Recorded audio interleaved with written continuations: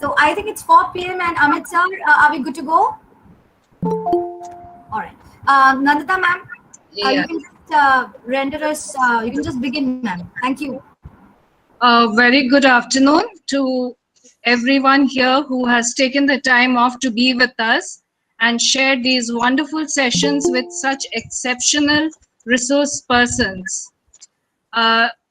Mr. Nigel Green, sir, we warmly welcome you to our session, and let me put it on record that we are extremely honored that you have spared your time to be with us and share your expertise with us. Thank you so much for being with us. Amit sir, you have been with us yesterday, you've been with us today, you will be with us tomorrow, and I hope that you will be with us all the time, and I welcome you extremely sincerely for doing all this for us and along with us. All our other resource persons for today, thank you for being here. Our welcome to you on behalf of Mumbai Pradesh Arya Vidya Sabha's Gurukul College of Commerce, and on behalf of all our management, on my behalf and on behalf of teaching staff and non-teaching staff and our students, a very warm welcome to all of you. Physical literacy, as we have seen yesterday, is not just activity, but the philosophy that goes behind that activity. And it is a new concept. We have always known that, in order to live healthy, we need to be extremely active. We need to do this, we need to do that. But the philosophy behind it, that the mind and the body work together, and if we want to keep our mind healthy, we need to keep our body healthy, and in order to keep our body healthy, we need to keep our mind healthy, and we need to do all this in such a way that we are happy doing it. I think that was the underlining feature that I caught from yesterday's session. Whatever we do, we need to find a way to do it happily. We should not be forcing ourselves to do it, because that may or may not have the desired results. So thank you, Nigel sir, once again, and Amit sir, for making all this happen for us. Kajal, can I just leave this now to you for you to start the formal welcome and the introductions. Thank you, ma'am. A very good afternoon to one and all present here. I, Dr. Kajal Chheda, on behalf of Mumbai Arya Vidya Sabha's Gurukul College of Commerce, welcome each and every person. And it's a great privilege to introduce today's keynote speaker, Mr. Nigel Green. We welcome you personally, sir. He is currently a physical education and physical literacy consultant. He has been a senior lecturer in physical education at Liverpool John Moores University from 2009 to 2018. He taught physical education in 4 secondary schools for 29 years. And during this time, he led 3 departments: education, art, music, dance, and drama. Nigel has always been involved in training teachers and providing professional development for over 30 years. In UK and very recently in India, Brazil, Taiwan, and other countries. He is also the chair of the International Physical Literacy Association and the vice chair of the Northwestern Countries Physical Education Association. He demonstrates a commitment and a passion to promote and support the development of physical education and literacy worldwide. Many articles, delivered CPDs, organized and presented workshops, webinars, conferences on physical literacy. He is also the editor of Research Matters section of the IFPE journal, and is currently working with many schools, organizations, and governments, both in UK and across the world. We welcome you, sir, and we really want to listen the great insights that will be provided from you. Over to you, sir. Okay, namaste, and thank you for inviting me to share my thoughts on the paradigm shift changing in physical education in India towards a focus on physical literacy. I'm going to cover 4 key themes in my presentation. Firstly, what do we actually want from physical education in India, and what we currently have got in physical education in India. Then I'm going to look at what can change and what should change and what should happen.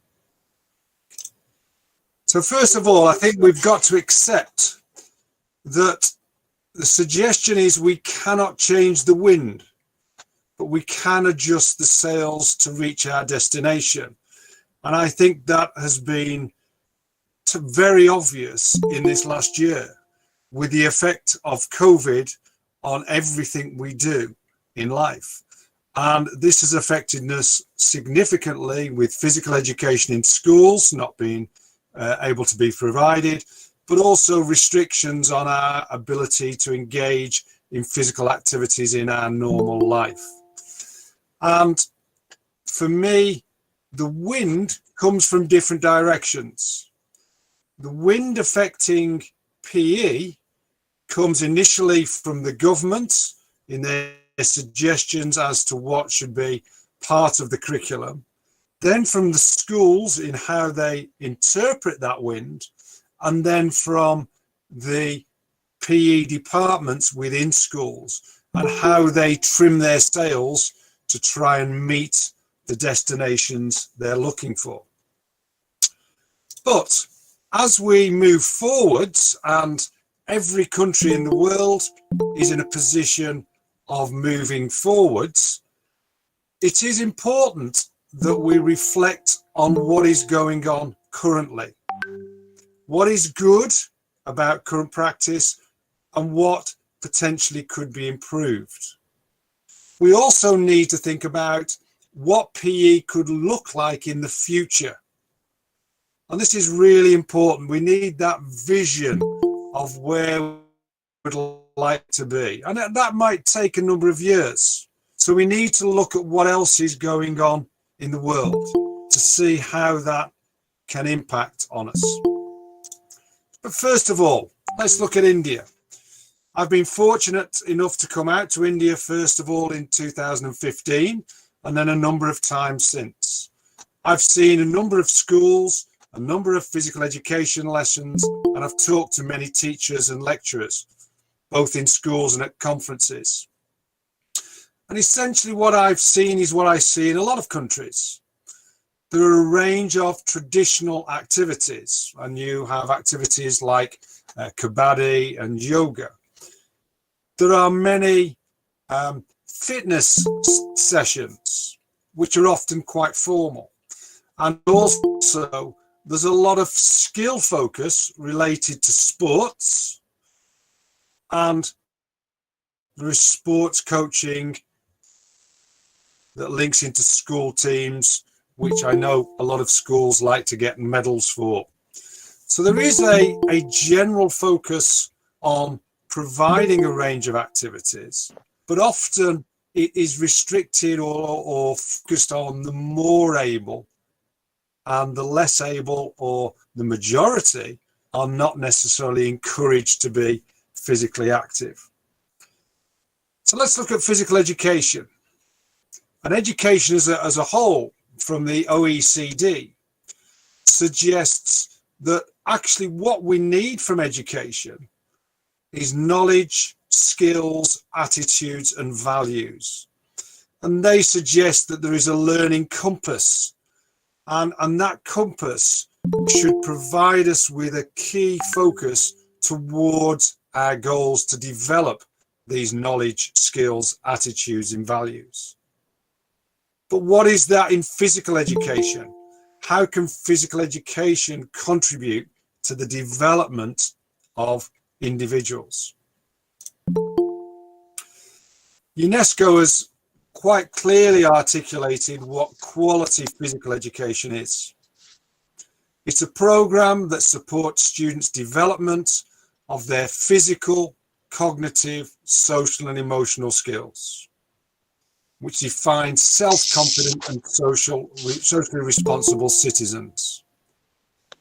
Now, what UNESCO does, which is very interesting, is it links this to physical literacy. And it suggests that physical literacy is the foundation of physical education. Oh, sir, sorry to interrupt you. Sir, you need to start your presentation again. Why is that?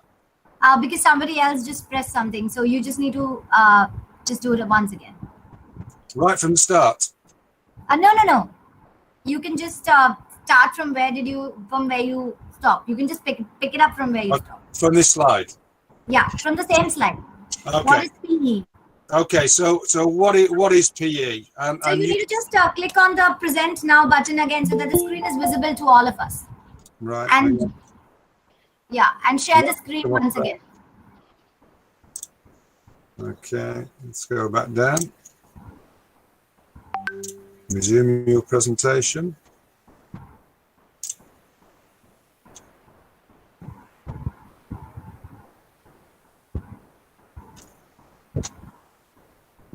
Okay, it's trying.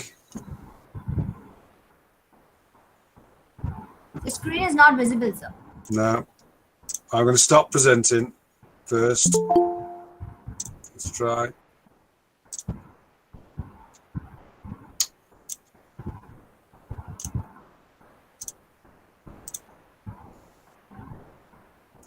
Go back again.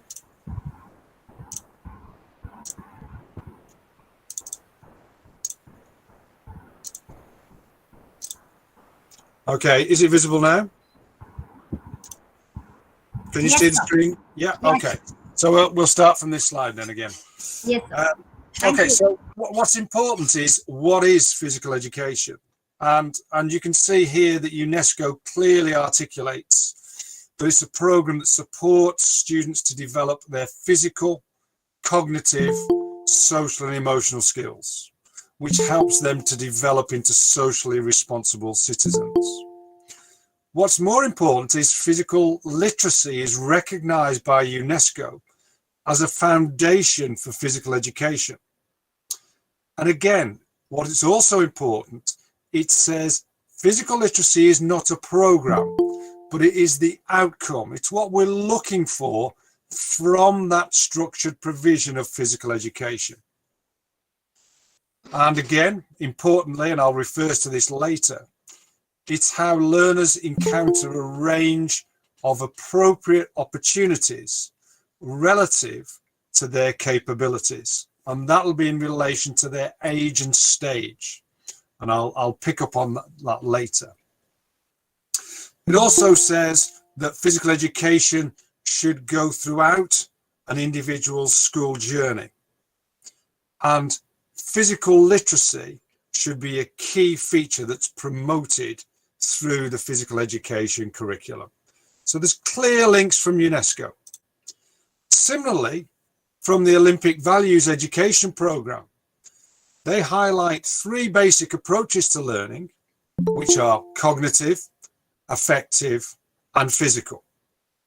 So I'd like to think you're seeing clear links here between what physical literacy is and what physical education is looking for. And interestingly, when I was introduced, there was a mention of the joy of being physically active from the sessions yesterday and how important that is, as well as developing individuals holistically. I've been fortunate enough to have worked in a number of countries around the world, and essentially all of them have a focus on these 3 key areas: the physical, the affective, and the cognitive. They generally want to develop competence in a range of activities, whether that's competitive, cooperative, and challenging, but ideally a mixture of these. And they want people to be competent enough so they can engage in those activities, both within school, but also outside of school and obviously for the rest of their lives. They want individuals to develop a disposition or an attitude, to develop their confidence, their interest, their motivation, their character through engaging in physical activity. And they also want to develop the knowledge and understanding that's of tactics and strategies and rules within activities, concepts or analytical skills, and also an understanding of the health value of physical activity. So there's clear examples of that. And what I want to ask you, and you are the people who know, is that what we've currently are seeing in schools in India? Is that what we've got? Have we got a focus on developing competence, developing confidence and motivation and knowledge and understanding? Or have we got slightly different ways in which we focus? More recently, there's been an initiative, I would say perhaps a wind that's been blowing, that is suggesting we should work towards physical fitness as a way of life, to change daily behavior. And I know Fit India have promoted the idea of physical fitness to be taught and practiced in school. However, we've got to be very careful with this. Remember, we're looking at a holistic focus for individuals. And a document that's been produced by Fit India has 60 pages on physical fitness. Is this appropriate for children in schools? Should we be spending time testing children? If you look at a lot of the research worldwide, the suggestion is we shouldn't be fitness testing children. And we certainly shouldn't be fitness testing using tests that have been used for adults. And yes, these have been modified according to ages, but essentially, fitness testing is not appropriate for children unless it's part of a physical education program that helps them develop and understand health and fitness. So if you are teaching children about health and fitness and you're developing their understanding of the concept and the need for physical fitness, and you're sharing ways in which they can improve physical fitness for different activities, and they're doing tests in relation to that, and then they're doing training activities and then retesting, so it becomes part of a process and a learning process, then it has value just as it does looking at doing gymnastics and dance and athletics and games and so on. But we need to be careful once again, because if we are saying children should reach certain standards by certain ages, then that flies in the face of what we know about a normal distribution curve, where in a normal bell curve, you will see, yes, the majority of a cohort in the middle, but you will see extremes at either end.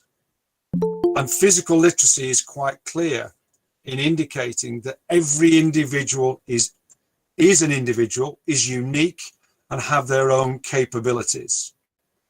So if we try to test them and measure them and compare them to a so-called norm, then this won't have value. And I'll indicate there the links to East Germany, who did a lot of testing with children in the 50s and 60s, purely for the purpose of finding out who potentially are the better athletes are. And we know how negative that is. We also know from an existentialist point of view that if we are putting children into a fitness testing environment, then we're quite likely to switch them off because they'll have negative experiences, and that will influence their appreciation of fitness testing for the future. And so they will dread being tested in the future. And we don't want that. We want them to enjoy engaging in activities, whether they be fitness activities, dance activities, or other activities. We want them to flourish as human beings holistically. So we need that breadth, and I'll come to that in a minute. So there's a danger that if the body is viewed as a machine and we're seen as servicing the body, then this means we will be privileging the physiological response. Be careful. What was positive, though, when I read that document, was that on one page there was this clear outline of development goals for children. And for me, this is important to India.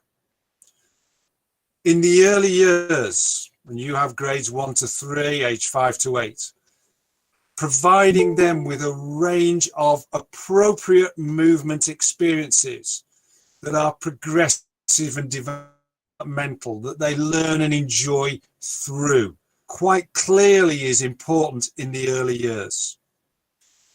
Moving on then, as they develop and they grow, to providing a range of skills and concepts, again, in a variety of different activities, where we help them learn about the activities, we help them to develop their physical competence, but we also help them to develop their attitudes, values, and behaviors, and their confidence. This then develops to the older age groups from an education point of view, where for many, they want to continue with a range of activities and to enjoy taking part in those activities and get pleasure and flourish through those activities, while some might want to become more competitive within certain activities. And that's fine to have that breadth, but we shouldn't focus on just the competitive at this stage. We should focus on everyone valuing and engaging in a range of physical activities. I often use these attributes and ask teachers to reflect on what they want from children when they leave school. So think of those students who have just finished this program at the age of 18.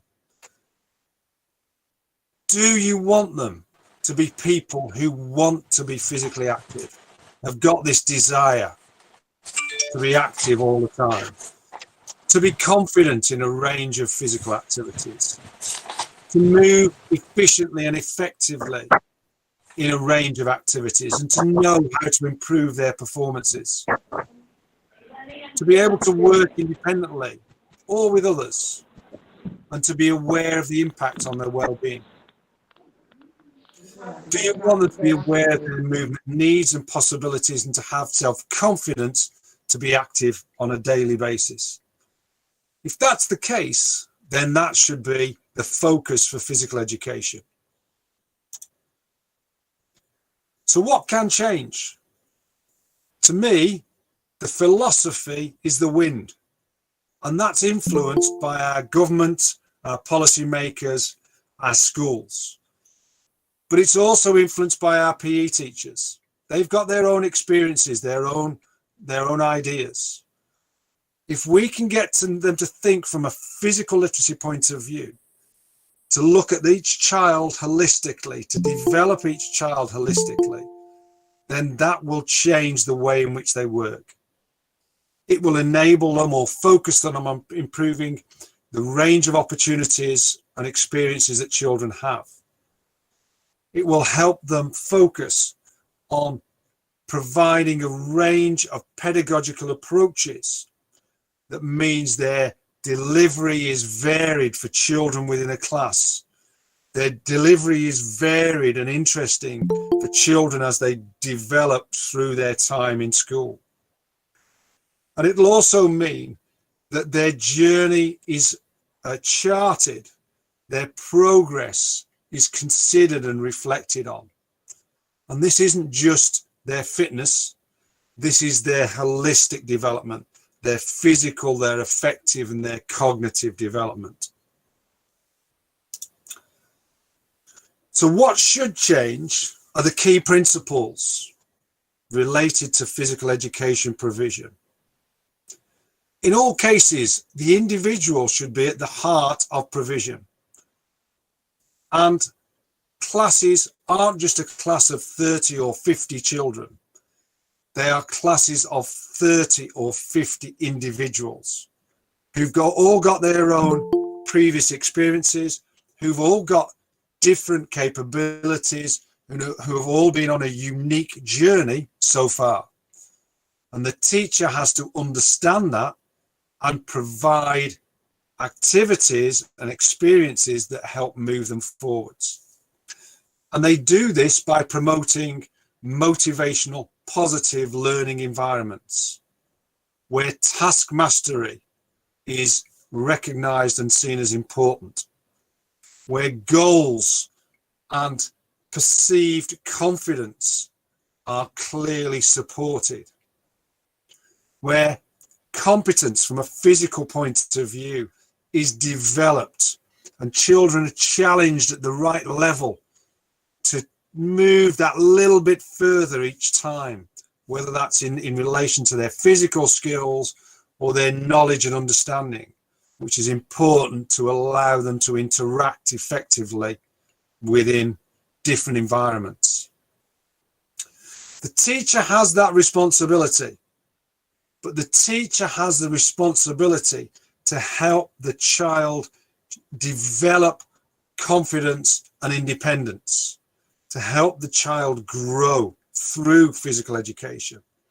And by using different pedagogies, by giving the children more responsibility as they become more confident and more competent and have knowledge and understanding, that allows the children to grow and flourish even more. And as I mentioned earlier, by providing feedback as the children develop on this journey, then that will all encourage them to make and reflect on their progress. So from a content point of view, if we have a limited diet, if we are only fed bread, we will not survive. Similarly, if we only do one activity in physical education, we are not allowing ourselves to flourish. So we need to provide a range of different activities in a range of different environments. I know we're restricted in relation to the environment in the local community and the facilities of the school, but we need to be as creative as possible from that point of view. So a range of environments, so athletics, gymnastics, dance, games, outdoor problems, outdoor activities, swimming if possible, using the wider environment. We also, with this breadth, we need depth. So we need to spend sufficient time on each activity to allow the children to develop their competence, to develop their knowledge and understanding, to develop their confidence, and that will enable them to develop that motivation to engage in that activity in the future. We need to make sure whatever we provide is safe and relevant, and we need to link to the activities within the local community. So the activities we choose need to be culturally relevant, but also available so children can move on into those in the future.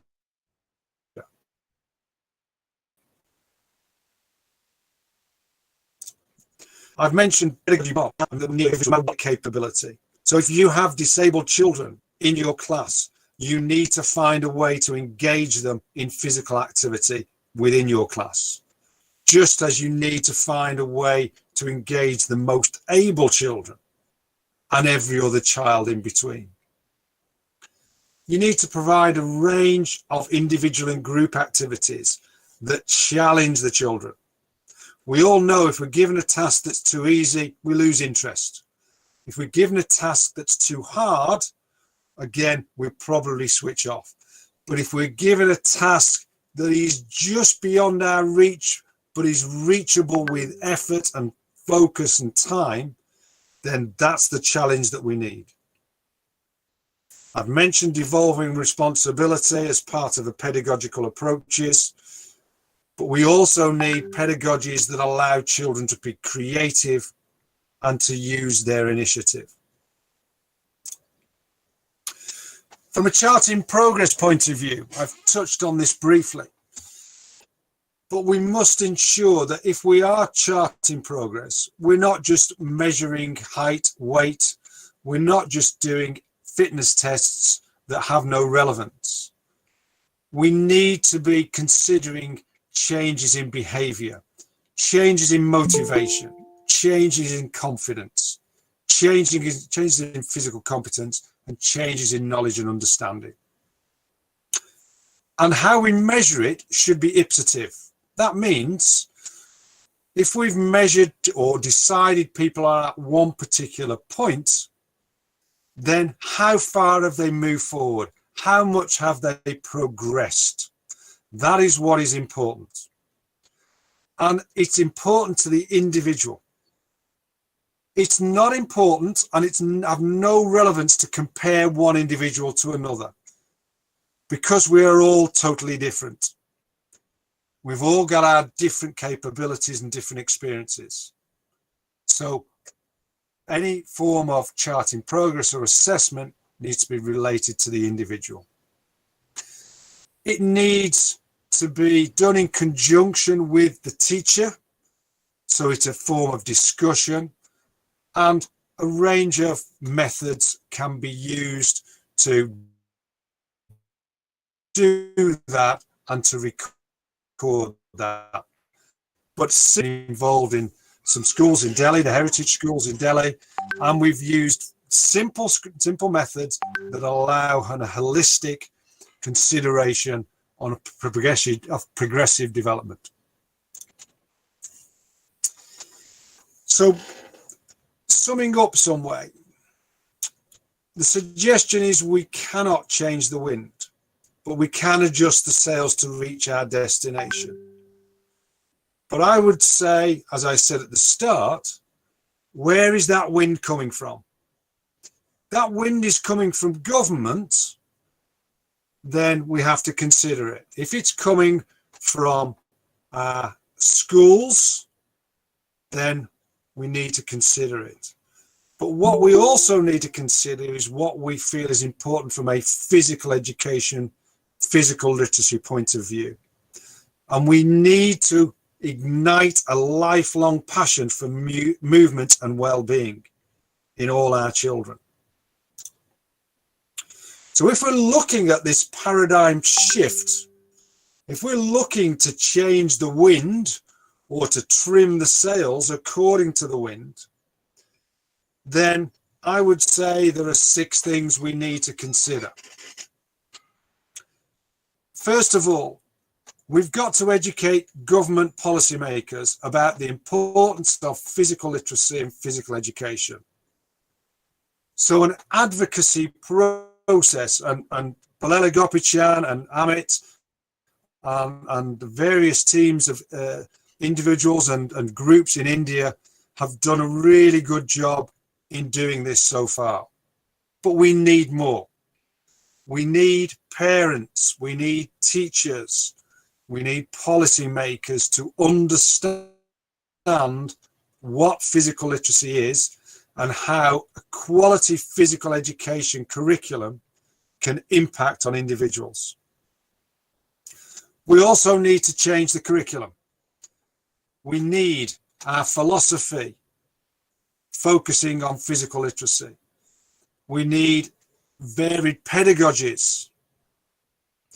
We need a range of content, that's experiences in different activities, and we need an assessment system that's appropriate. And in order to do that, we need to update teacher training at universities. Unfortunately, what happens at a number of universities is they tend to teach the way they were taught, and it becomes a cycle of repetition.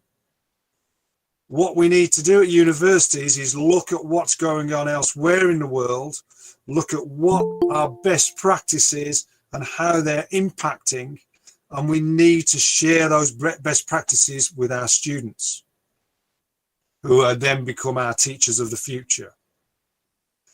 But we also have a role in supporting the teachers who are already in the teaching situation, because they have got into a system of doing similar things over a period of time, often based on how they were taught previously.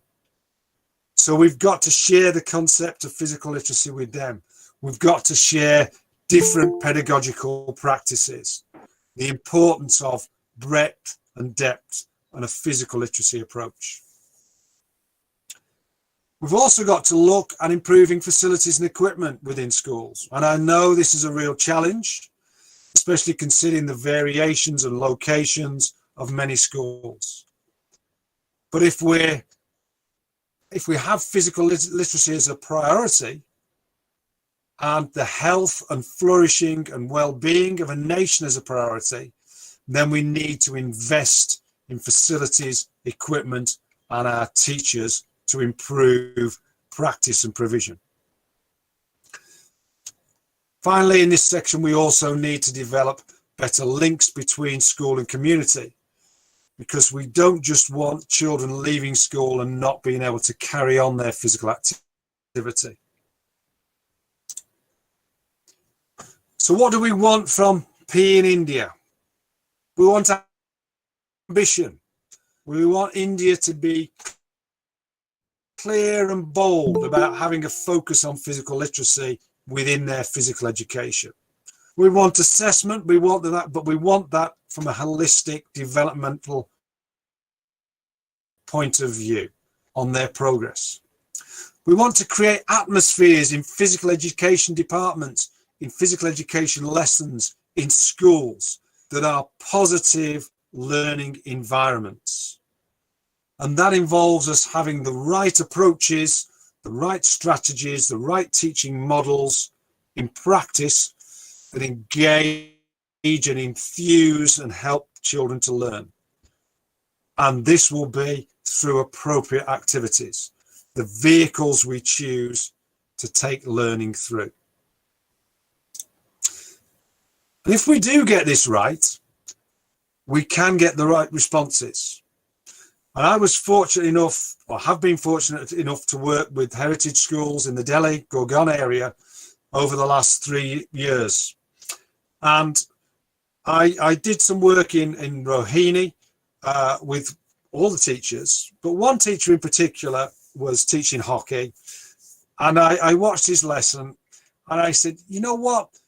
You could use your children more effectively. You've got some really able children here, and they could help teach the other children.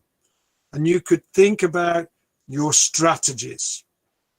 And he came back to me the next day and he'd made changes. I said, that's fantastic. And we'd done a lot of work on physical literacy. I came back about 6 months later and he said, Nigel, come and watch a lesson. Come and see this lesson of hockey. And I saw it. It was fabulous. There was so much going on. The children were totally engaged from the start. They were virtually running the lesson themselves. And at the end of the lesson, they wanted to speak to me. I could not shut them up. They were so enthusiastic about the way in which they worked, about the way in which PE had changed. And I said, I need to capture this. So the next day, we sat them down in a classroom and we got a 40-minute session where I asked them questions and they provided answers. Now I'm going to play you a 2-minute snippet. And I want you to think, is this what you're looking for from your children? Okay, you mentioned yesterday about learning outcomes and targets that were individual. Can someone explain a little bit about that?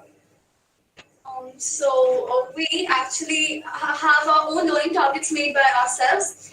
So we would create our learning targets and our success criteria and how we would like to go about them. So we decide with each class, which would actually help us. And because we make our own goals and we make our own targets, so we are motivated to work and to achieve them because we are the ones who set them. Fantastic. And what are those targets related to? I think each skill, when we talk about each skill, so it involves a lot of things. That if I talk about anything, pushing, passing, so the skill, but also how we collaborate with others, how we communicate. Yes, so it's collaboration, it's communication, and I think some of you mentioned about tactics. So it's developing learning of tactics and things like that. Okay. So it involves physical skills that relate to the sport-specific skills. It involves social and emotional skills, and it also involves cognitive and creative skills that we might want to put into the sport if we. Okay. And if I'm not wrong, this actually leads to assertiveness within us. Once we learn how to communicate, when to communicate with our fellow members, we also learn when to trust ourselves, when to be assertive about ourselves and our decisions. So that is also helping us with our overall development. Okay, you mentioned yesterday about learning how.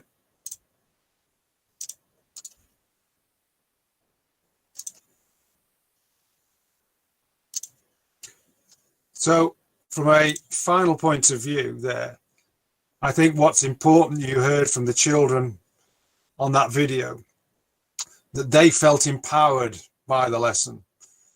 They felt as though they were developing their physical, their social, emotional and cognitive skills. And that's from a change in their physical education. So from my point of view, I think it's quite clear that India has the potential to move things forward, to have a paradigm shift. I know that it's possible because I've seen it happen in schools, and I know there are a number of individuals and organizations who are passionate about moving physical literacy and physical education forwards. I think there is a wind that's shifting and it's driving in the right direction. But what we need to do is make sure we continue to develop this and support physical literacy and physical education throughout India. Okay, thank you.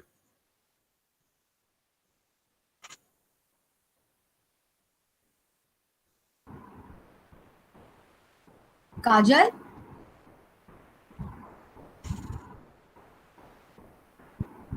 Is Kajal here? Kajal ma'am, are you there? All right. I think Kajal has lost connection. I think, sir, it was indeed a pleasure listening to you, and I think I would like to add something more that it's for the first time that we have an international speaker on board, and we are happy that we've begun from you, and the legacy continues for a long time in the future also. I think, sir, your entire perception about physical literacy has taken one more step forward than what we also learned yesterday. So, sir, we extend a huge thank you to you for enlightening us with the entire concept of physical literacy. And in spite of your busy schedule and prior commitments, you've agreed to grace this workshop. And I think a lot of them would be listening to you, and they would have taken a lot of inspiration from you with your today's talk, and we all can contribute in our way, some way or the other, in taking physical literacy to the next level. So thank you so much, sir, for your wonderful insights. That's my pleasure. Yeah. And I'm happy to stay on the call and, answer any questions or, continue the discussion if that's what you're looking for. Yeah. So questions, anyone, you can just put up the questions on the chat box, and then we can, address it to Sir, and Sir will be grateful to, answer all your questions here. So,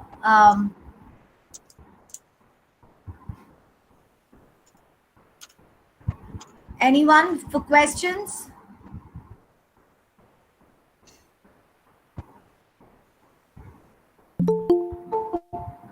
Any questions from the participants? So Amit sir, would you like to put in your inputs, or how do we take it forward? Because I think Yes, ma'am. I have a question, but since you have said that we need to type in the chat box, I'm typing the same. Okay, give me a minute. I'm almost done with my question. Okay. done sir. Great. All right. In the meanwhile, I'll just say hi, Nigel. Ashish this side, and Hi, Ashish. it was wonderful listening to what we have done, and all of you. I would just validate this that whatever Nigel said and done, it could be replicated on ground. जो भी उन्होंने कहा है, वो ground पे actually में कर सकते हैं हम लोग with जो भी सारी चीजें हम लोगों ने clear करी. So it could be done wonderfully. So it's wonderful listening to it, and it was a refreshing feed again. Thank you, Nigel. Thanks, Ashish. And for those of you who don't know, Ashish has just spoken. He's the head of PE at the school where the video was taken. And you can clearly see the impact he's had, not just on that school, but the other heritage schools, with his understanding of the concept and his desire to see physical literacy clearly through physical education. So he's a real force to help move the concept move forwards.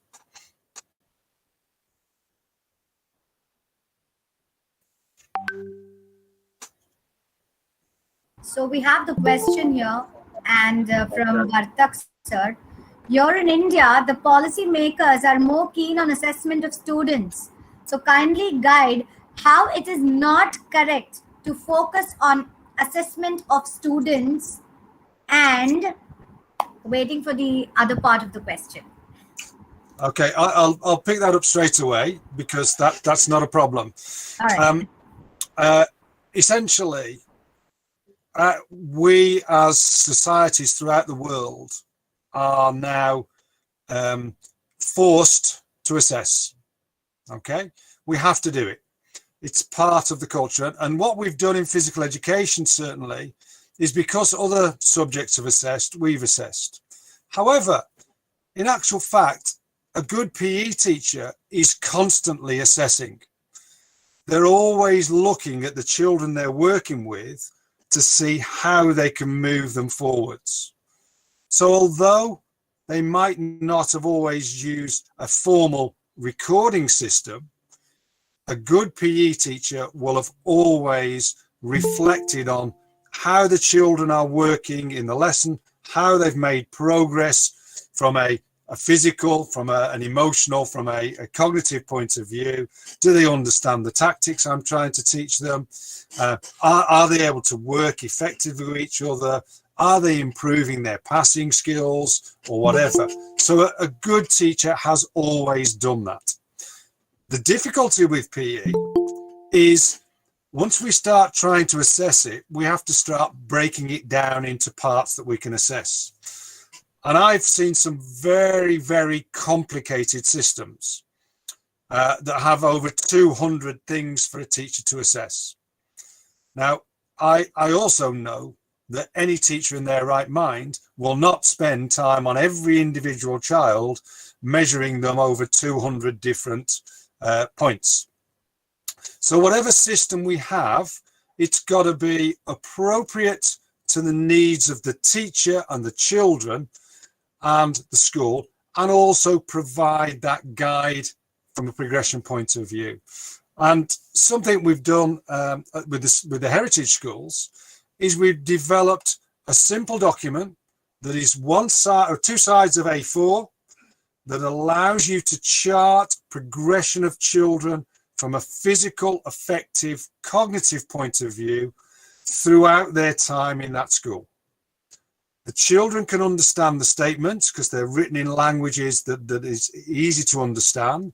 The discussions can be had with the children. And as I've said to you, it's a simple system. So I'm not saying we shouldn't assess children. I'm saying, yes, we should. It should be simple. It should allow the child to reflect on where they go next, what their next focus is. It will allow the teacher to think of what they need to teach next to move the children on. But what I did say was there is no point in comparing one child against another because we are all totally different. So that assessment for that child is the important thing. That discussion with that teacher is the important thing. That child reflecting on their progress is the important thing. So yes, we can do it. Yes, we can do it very, very simply. And it serves the purpose that we need it for. Hopefully that answers the question. Sir, there's a continuation to the question which continues saying that further, people are keen on assessment of teachers on the basis of students' performance. Yeah. And again, this is a societal thing. And I know when I was at university, the student would submit an assignment and I would mark it and I would spend time giving lots of feedback on it. And all they were bothered about was the score. They didn't actually look at the feedback, and it was actually the feedback that would help them move forwards and make progress. And I think this is a culture we've got into, that we're only bothered about the score. But I'll give you another story. In my last school, in the UK, we had a system of levels that we assessed on. We assessed children when they first came into the school. And our initial assessment of all the children in this group, about 240 children, I gave to one of the senior teachers. And he said, Nigel, he said, these assessments are all quite low compared to the other subjects, English and maths. So I said, well, Eddie, move them up then. Just move them all up a grade. He said, well, you can't do that. I said, well, you can if you want, because actually what's written down on the piece of paper that you wanted for statistics purposes is of no use. It is for you, for a statistics point of view, to come back to me and say, oh, you're not doing very well.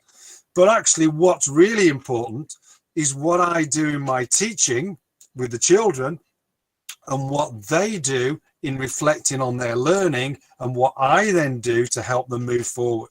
That's what's important. So I think that sort of answers that question. Thanks, Atan, sir. And absolutely, your smile gave the answer better rather than the words which you have said, because that's the difficulty which you are facing out over here. And now they want a uniform indicator of assessment of children across India with same parameters, which is absolutely opposite to just what you said, that every individual is unique and is to be assessed at his level and not at one for the whole of India. Let's see where we work. With your blessings, I think will make a change, definitely make a change, sir. I actually could see your face nodding while I was talking about that. So I was really pleased you were agreeing with me. Absolutely, absolutely. Very happy after a long time that yes, somewhere what I was thinking doing is the very same thing which you were expecting from this entire program. So very happy. Today's day is literally blessed. That's brilliant. All right. So I think, sir, that answered your question, and sir has put up the entire question to a very, very good discussion. So thank you, sir. I think we're done with the questions. So Amit, sir, are we good to move on to the next part of our program? Sure, ma'am, we can. All right. So thank you, Nigel sir, once again for being here with us and sort of gracing this occasion. And thank you once again from the entire management and our entire team. Thank you so much, sir. Okay, my pleasure. Thank you. Thank you. So Kajal, you can continue further. Okay, thank you, ma'am. Thank you, Nigel sir, for being here and giving the great insights. Moving ahead, in today's first panel discussion that is related to why physical literacy is needed, the moderator is, of course, Dr. Amit Malik sir. And apart from that, we have few expert resource persons with us, and I'll be just having a small brief about today's panelists. Apart from Amit sir, we have Pankaj Markande sir. Yeah. Pankaj sir is a sports and a physical literacy professional working in this sector for past 6 years. He has been the part of the core team of Pulela Gopichan Foundation and has been contributing to various initiatives since 2016.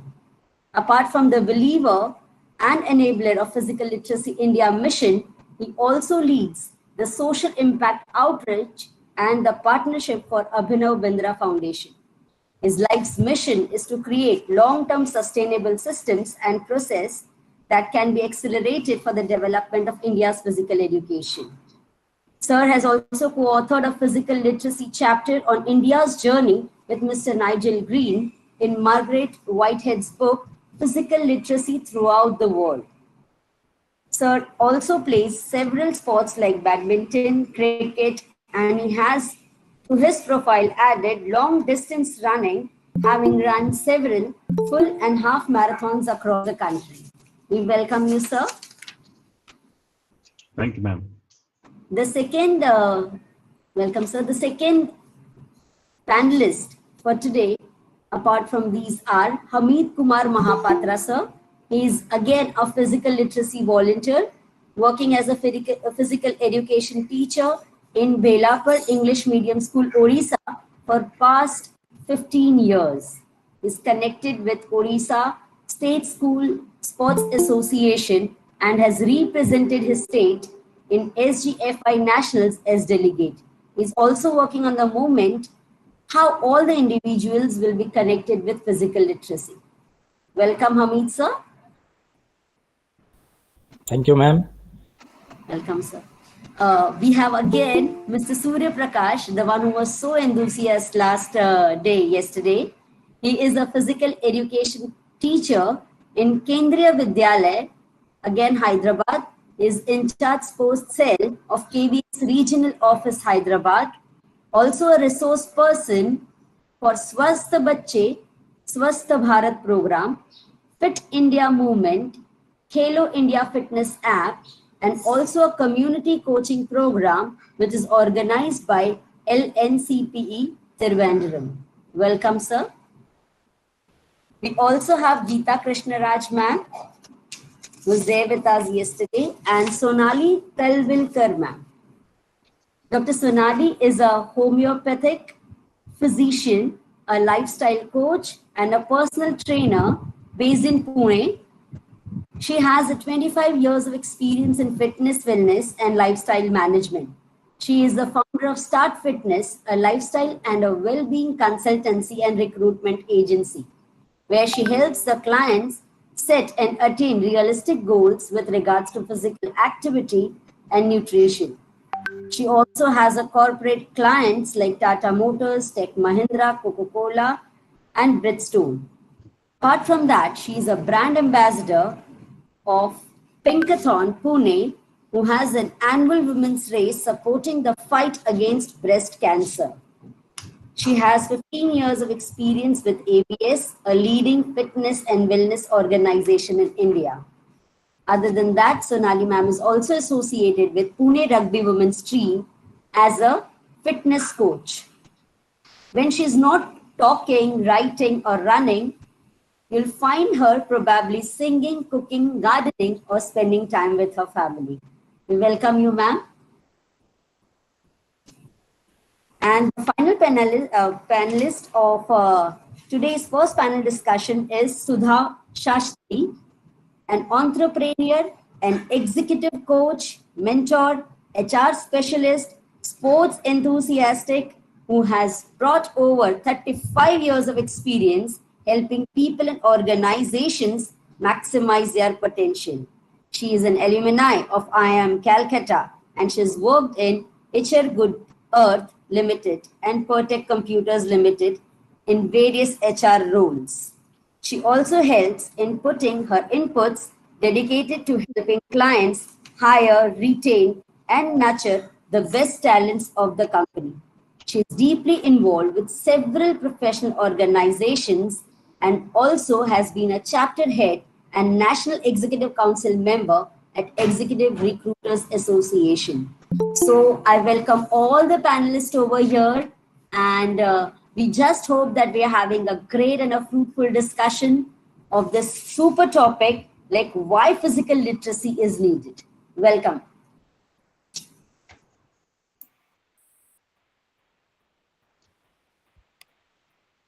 Thank you, Kajal ma'am, for the initial introduction. And it was again really heartwarming to listen from Nigel and those, especially the perspective student. The more you listen, more you get emotional about it, that how a positive change can be made. So going for today's discussion, I'll pick clue from the word which Nigel used to all my panelists. And my first question is in the direction that how the wind is blowing in your area of expertise. What wind you are seeing? So let me start with Pankaj, because you have been working with the government policy making, sports education, and public schooling system in India. So what kind of wind is blowing there? We want to start with you. Thank you, Amit. Thank you for picking that point up. And thank you, Nigel. You mentioned that. You actually have set the context for this whole discussion for the panel. And you've made a lot of things easier for us. The examples that you gave, were just in the right direction. But let me answer Amit's question in a slightly different manner. I think apart from what we can see, what we are seeing, is happening in Fit India, there are certain good things and not so good things as well. Testing is something which Nigel highlighted, right? Of course, there's a lot of focus, at least coming back to this topic, that has been very heartening. So I would rather take the positive out from what is happening in policy making area. So last pandemic year or even before that, I think it is really heartening that Sports Authority of India actually picked that up agenda, right? Fit India agenda. So one of the things which is very visibly used in physical literacy is that it is for everyone, for all citizens, and throughout your life. And at a policy level, at least, that is the agenda that comes out. Of course, there are a lot of things that can be amended in that, as Nigel rightly mentioned. Apart from that, I also want to pick one thought from my side, which is that I think the professionals of this landscape, physical education, physical literacy, professionals like you, me, us who are students, who are whether college lecturers or part of different institutions, I think we need to probably take the matter in our hand somewhere. I think a lot of elements that Nigel mentioned, there is a lot of improvement that is needed. There's a lot of representation that is needed. I think that was a fantastic question which came from Mr. Vartak, that school level pe team banana is a very important thing, for example, for a teacher. And that is what gets reflected at the policy making as well. I mean, every teacher probably is assessed at that, or what is the number of medals your student has got. And since I think a lot of people who are part of this seminar today are students. So I remember jab hum college mein, if we wanted to change things, we would go together to a teacher and say, ma'am, ek din ke liye test delay kar dijiye. Please delay the test by a day, right? So the power is in the hands of the people. And I somewhere feel not so good mentioning that I think professionals of this landscape have not taken the power in their hands. I think it's all up to us. And I would end by giving one example. I remember Amit and I, we were part of policy making for a particular state, the conversation actually started that the state wanted to organize national games in their state, right? The state officer wanted that, while it moved completely in a different direction. So yeah, I'll probably stop there, Amit. I think a lot of thoughts other people need to mention. Thank you, Pankaj, for setting the context. I'll now come to Hamid, sir. You have been working in Odisha, a lot of state level initiatives seen, a lot of semi-urban, rural areas as well. So in those areas, from the school side, from the physical education side, what kind of issues, challenges, or what we are saying, winds are coming from there, from the semi-urban, rural side of schools? Thanks, Amit sir, and good evening to all. As this in the school level, as I am working in a rural area as a physical education teacher, a lot of problem we are facing. Like children, they are withdraw themselves from physical activities, and they lead them to more inactive and unhealthier in life. In school, time allocation, teachers are not getting proper PE periods, either 1 or 2 periods in a week, or that means to all the students, they are not giving proper, they are not getting time, proper classes for PE periods. Inadequate of provision of facilities, play fields, even few schools having no play fields. And even primary schools, if we'll see, no proper trained PE teachers. And those PE teachers, the schools are lacking of, they are not getting the proper activities. They are not getting the proper, either you can say activities or sports, whatever it is. And it is from my experience, I'm telling, we are forcing the students in 1 or 2 games, in or 1 or 2 events. We are not giving choice to them. That's why that is the one reason that they are withdraw themselves from the activities. And this way they don't think it is the fun. They should have fun while doing any activities or any events. They are not thinking it is a fun. Yes, physical education having some principles are there, some strictness is there, discipline is there, but fun part is we are lacking behind. They are not enjoying that one. And in school level, by the management side or your government side or whatever it is side, we are trying to make champions. We are not giving emphasis on participation. So students, less of students we are getting. We are, suppose we are making a team where different levels are there, like your school levels, inter schools, they are going to zonal level, block level, district level, state level, and up to national level, like your SGFI, School Games Federation of India. So we are trying to keep the nationals. Suppose we are giving more focus on one game, one event. So from school to national level, hardly we are getting 1 or 2 students participating in national level. So these are the big issues I'm thinking in the schools generally, commonly in rural areas and semi-urban areas. Thank you, Hamid sir, because your input was very, very important, knowing that most of children in our country are in semi-urban and rural areas. So thank you for sharing those details. Now I'll go to Surya Prakash sir. Sir, you have been part of the Kendriya Vidyalaya, one of the most established network of school all over India. So as an expectation from you as a physical education administrator, as head of the physical education operations, what kind of expectation you get from the schooling system? What are the what kind of winds are blowing in your system? That will be good to know, sir.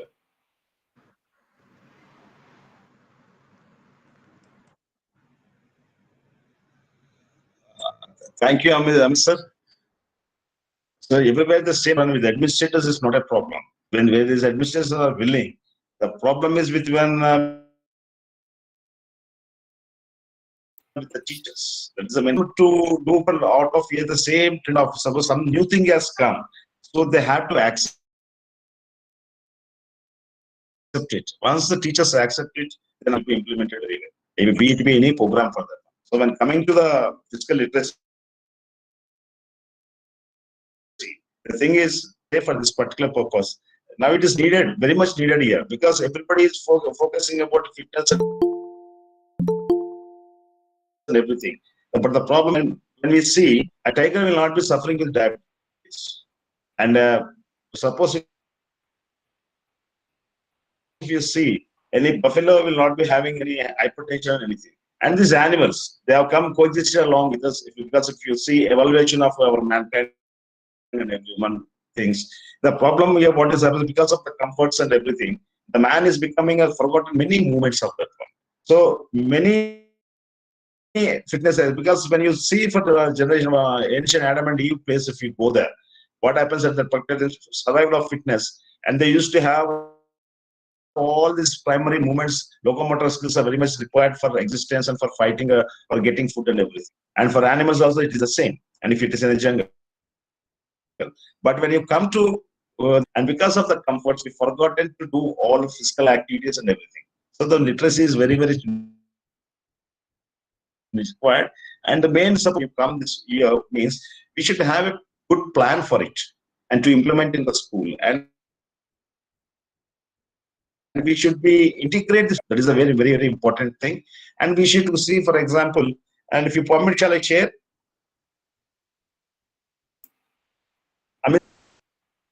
Yes, sir. Okay, sir. So, sir, good point you raised, but just to go specific to schooling structure of something like Kendriya Vidyalayas, is physical literacy, physical education given due importance? Or what are the current challenges you face within the schooling system? Okay, sir. Okay, sir. And so the main thing is that the school system is the parental background is very important. One thing, and the students, the society they are coming, each cultural background they are coming. This is very important for us. Suppose what happens, anything which new is come. This is suppose if you take example for boys and girls also, if you take the main thing it happens. What is happening is because the parental pressure will be more.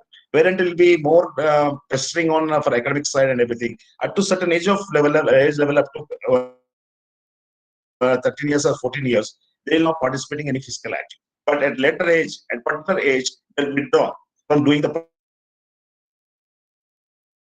particular activity because of the society, of the friends, and because of, so we have to create an environment there, and it should be made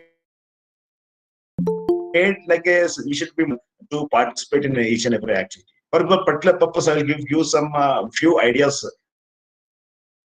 Sure, sir. So for the ideas, we'll how come it will be there means some activities when you are going. What am I, sir? So we'll come to you, sir, for later for the ideas part. We just want to understand the current system around. Okay. Schools and the main thing is the willingness of the teachers and administrators is very required to implement. Okay, so Surya sir, and make the session. Okay, sir. Okay. So thanks, Surya sir, for bringing those points. Particularly, it raised about the willingness of the teacher and the administrator to change and support the change from the schooling system.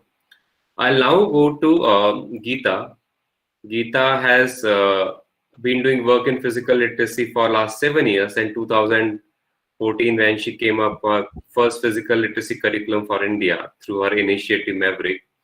So Geeta, based on your interaction with when you reach out to schools, promoters, principal, leaders in this space, what did you find missing there and which you thought is important to connect from physical literacy perspective?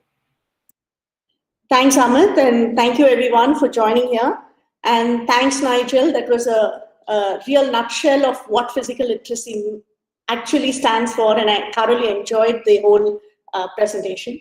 I'd like to spend a few seconds actually describing the broad aspect of what physical literacy is being challenged with. I think children are born with a desire to move. That is an innate desire in human beings to move. But unfortunately, the minute they are born and they begin moving, parents stop them from moving. They say, don't go there, don't do this, don't climb, let's restrict their movement. And so children are not exposed to enough movement patterns to build the confidence to move. And once they don't have the confidence to move in simple patterns, obviously they are not given a chance to move in complex ways. And we don't encourage everyone to be part of a more complex system of movement. And that hampers with their competence levels. And basically, we have stopped the child from feeling embodied because in the initial stages, we've stopped them from enjoying the movement of their body. That they have to move around and be physically active in various settings to even get the first basic foundation of physical literacy, which is a desire and value for movement ingrained into them right then. When we went into schools in 2014, I must confess we had a huge challenge in the market, but I must also confess that we had an angel in disguise. Mrs. Chitra Prasad, who was the correspondent of the NSL group of schools, was willing to allow us to experiment and try. And if that had not happened, we would not have had a place to really develop the curriculum, because you can have an idea, but if someone doesn't come and walk along with you, it makes no sense. So the challenge we faced in most schools was that physical literacy was not a term they understood. Physical education itself was not a priority. So PT period was a free period. If your academics are not done, let's take over the PT period. And why would I spend college funds on getting an external program for something that is unlikely to happen on a regular basis, because we're not going to be giving those PT periods. It's only in the last few years that the government of India has implemented PE as an important aspect of the curriculum. So in 2014, that was not the case.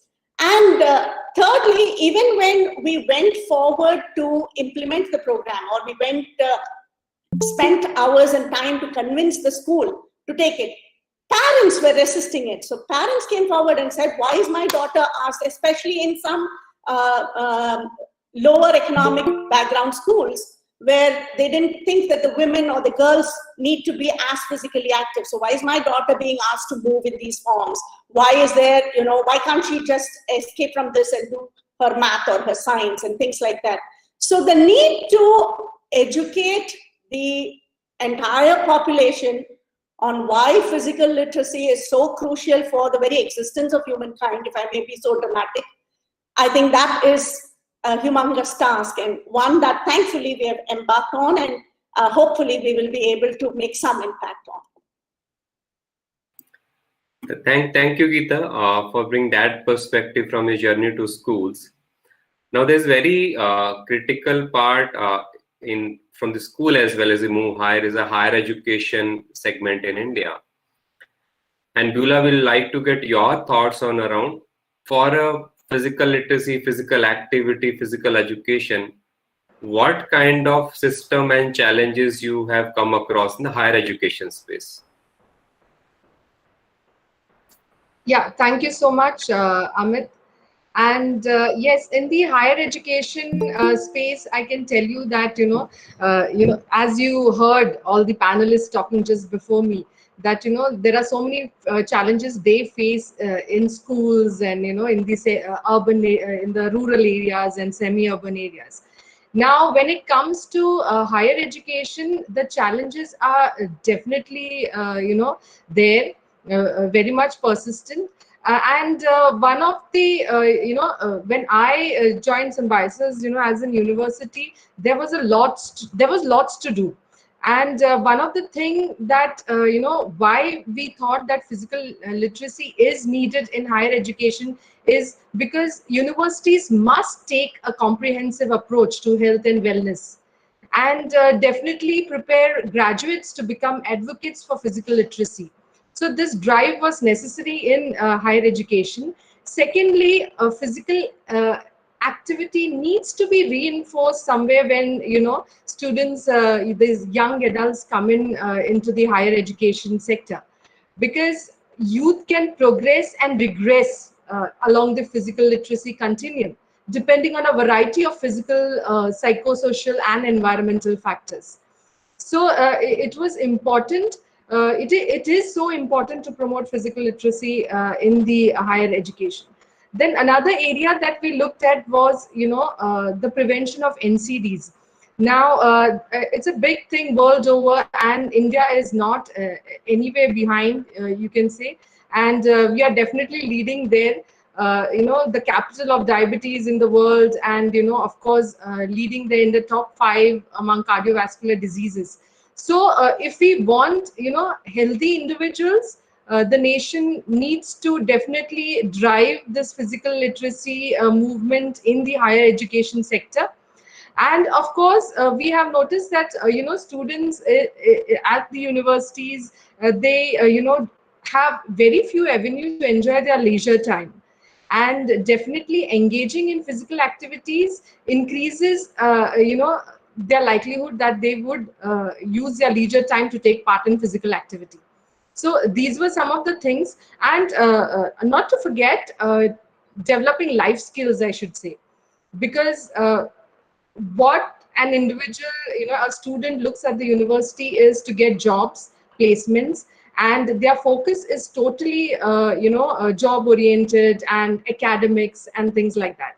Somewhere down the line, they forget that they also need to take care of their health, and physical activity, engaging in sports, definitely gives them those life skills, those values that definitely they'll carry on, in their future.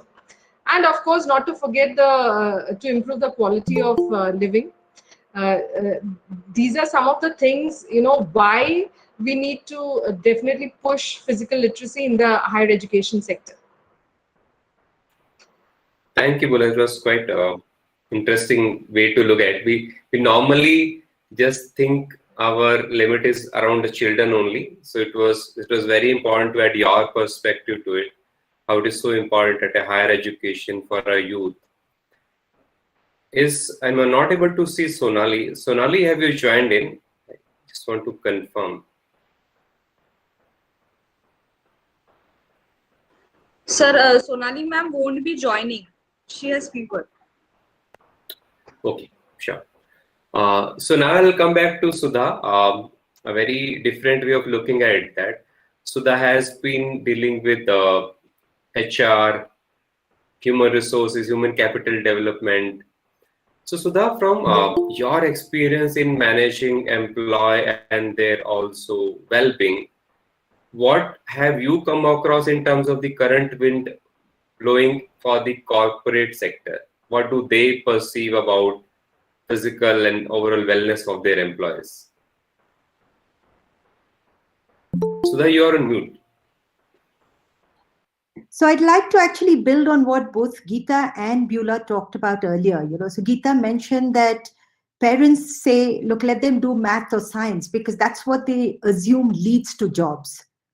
And, Beulah said that, the youth in colleges at higher education level focus again on academic subjects because they assume that's what will get them jobs. Now, I've worked with multiple corporates. I've maybe interviewed about 10,000 people in all these years of experience.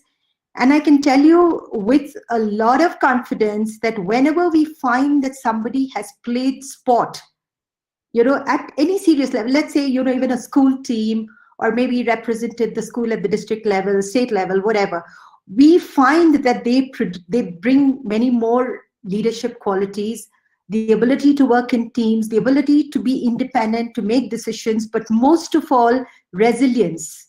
The ability to bounce back from a setback or failure and, start afresh the next day, which is so, so critical, either in the corporate world or if you're an entrepreneur. So as an employee, I think they bring a lot of value. So I think corporates understand this intrinsically, because I have always been supported in that by the corporates, in saying that, look, if somebody has played sport, let's at least take them forward in the interview process. Okay, so that's always something that is a plus. Now, unfortunately, as I think Geeta mentioned, or Nigel pointed out, we don't really have a culture that recognizes this. And so while people understand it intrinsically, we don't articulate it. And so, a parent will always say, "Bachon ko padhne do, time waste hota hai." They will never say that for a math class or even a computer class, because they lead to jobs. So I think it's important for corporates to help people understand that actually being physical active is an added advantage. Okay, it actually helps you become a better employee, because today the most productive employees are actually those that are healthy in body, mind, and soul. And physical activity actually brings all these pieces together. Physical health is very obvious if you're, NCDs and other stuff that Beulah talked about. In terms of, increase oxygen flow, it improves your mental ability, so you become more productive. You're able to process data faster, information faster. You can make better decisions. Also, the dopamine rush or whatever, you feel better, you're more optimistic, which makes you better equipped to deal with any situation in the office.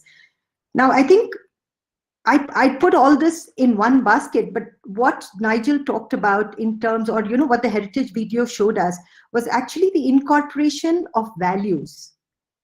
The independent thinking, the ability to work with other people, to collaborate with others, to bring in the ability that, to be resilient, to be able to make decisions. Now, these are all values, and I'd just like to end with a quotation from Fiki. Okay, it says, "Playing any form of sport, besides bringing an increased level of physical fitness and mental well-being, also brings with it a value system based on discipline, commitment, focus, perseverance, teamwork, and collaboration." Now, these are all what we look for in any good employee. And if that is what physical literacy brings, I see no reason for corporates not to engage with it. I hope that answers the question, Amit. Yeah. So I was just wondering if we have Beulah's campus placement head listening to this, what changes they need to make to ensure that all these passing out students listen to somebody who has already into 10,000 young people for hiring? I'm happy to talk to them, Beulah, anytime. Sure. Don't worry, we are going to send you, trained, physically literate students. Yeah. So that is quite a good reflection, starting from the policy to the segment which we touched upon, from the schools, government schools, private schools, schooling system, to college, to corporate. Now I'll come back to all of you again. We have tried to see what wind is blowing these days today.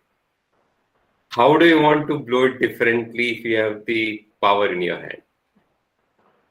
I'll start with Pankaj. You are the policy maker tomorrow. How would you try to blow the wind differently, keeping physical literacy in context?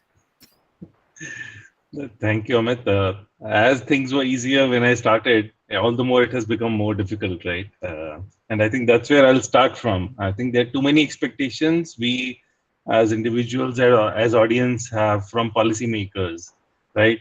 While the conversationally or expectation wise, I heard people saying, I mean, Nigel agreed to that our teachers also need to understand what physical literacy means. I think it goes both ways. I think somewhere, but one of the powerful reflections which I have seen from ground is that physical literacy experts, professionals in the area, they need to write their thoughts more. They need to write their ideas more. They need to go back to their management. They need to go back, give representations. I remember talking to one of the most celebrated coaches in the country, and after Olympics, he said that in last 1 month, no one has asked me how I succeeded. What did I do? And this is someone who was giving interviews day in, day out. So I think, Amit, one thing which I would want to do better, especially from a policymaker's hat perspective, is a better dialogue between all stakeholders, because whoever is wearing whichever hat here, whether it is a school, I could hear Surya Prakash ji saying bahut sare problems hai, right? There are a lot of issues on the ground. Someone else saying something else. College level, I think there need to be more collaborative effort towards achieving what we want to achieve in physical literacy. I think that's the foremost thing I want to drive. And do you foresee any significant policy changes? One is, of course, you mentioned dialogue for the stakeholders. Any critical policy you feel will be important to take such mission forward? I think what has happened in the last few years, it's all positive. I will look at it from a positive lens, especially because India is a big country, right? India is a big country in terms of catering to different things. So I would see directionally Fit India, National Education Policy. I mean, we all would have read National Education Policy, National Curriculum Framework 2005, or even the policy notes which have come in 1960s. They're almost same. They talk about the same thing. They talk about quality physical literacy experience for children. I mean, we are calling physical literacy experience in 2005 National Curriculum Framework. They're talking about quality experiential learning for children. So directionally, I think it's going fine. I think time has come for normal people who are on the call, students who are going to go out in the world, to pick threads up from there. I'm very sure that the way National Education Policy has set the agenda, we can pick up threads from there and look at physical literacy taking up larger place in education. I mean, there are people on the group who are talking about blended learning, right? We are working on very exciting projects, and probably it's not only our cohort. There are a lot of other people who are excitedly looking at it. So I think, to answer your question, Amit, a lot of positives to take forward from, especially being the youngest country that we are in the world. I think the mantle is in our hands to make things, change them, right? Thank you, Pankaj. Now come to Hamid sir, the most critical change maker for the future. So, sir, you have been connecting to us almost a year since you joined our physical literacy programs. You have now understood the perspective on this subject. With the current situation which you shared at the ground level, how each PE teacher need to do their job differently, how they need to integrate physical literacy, is something which we would want to hear from your side. Yes, Amit sir. As you know, physical literacy, it's directly relates to one's ability, that is, to make their own choice and have their confidence to engage in a wide range of activities. To start with to write, to know write alphabet, to teach alphabet to a child, we need building blocks of alphabet. Okay, or to learn music, we need notes, musical notes. Like that, physical literacy is so essential to lead the physical education in a proper way. There is the basic. So, as a physical education teachers, we should be a volunteer. We should work on that to make our job easier. As well as to lead students in a school level to a proper they know the physical literacy, then physical education will come, then they will go for any game, any event or something. The first and foremost is physical literacy, and there is no age to start physical literacy. We can start for a student in the school, we can have for a physical education teacher and to all the staffs of the school also.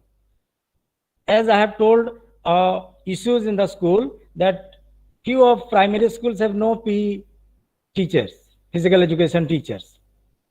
So now how to relate with physical literacy? All should learn physical literacy, all should be trained with physical literacy. And we are saying physical literacy, it is not like having a course or something.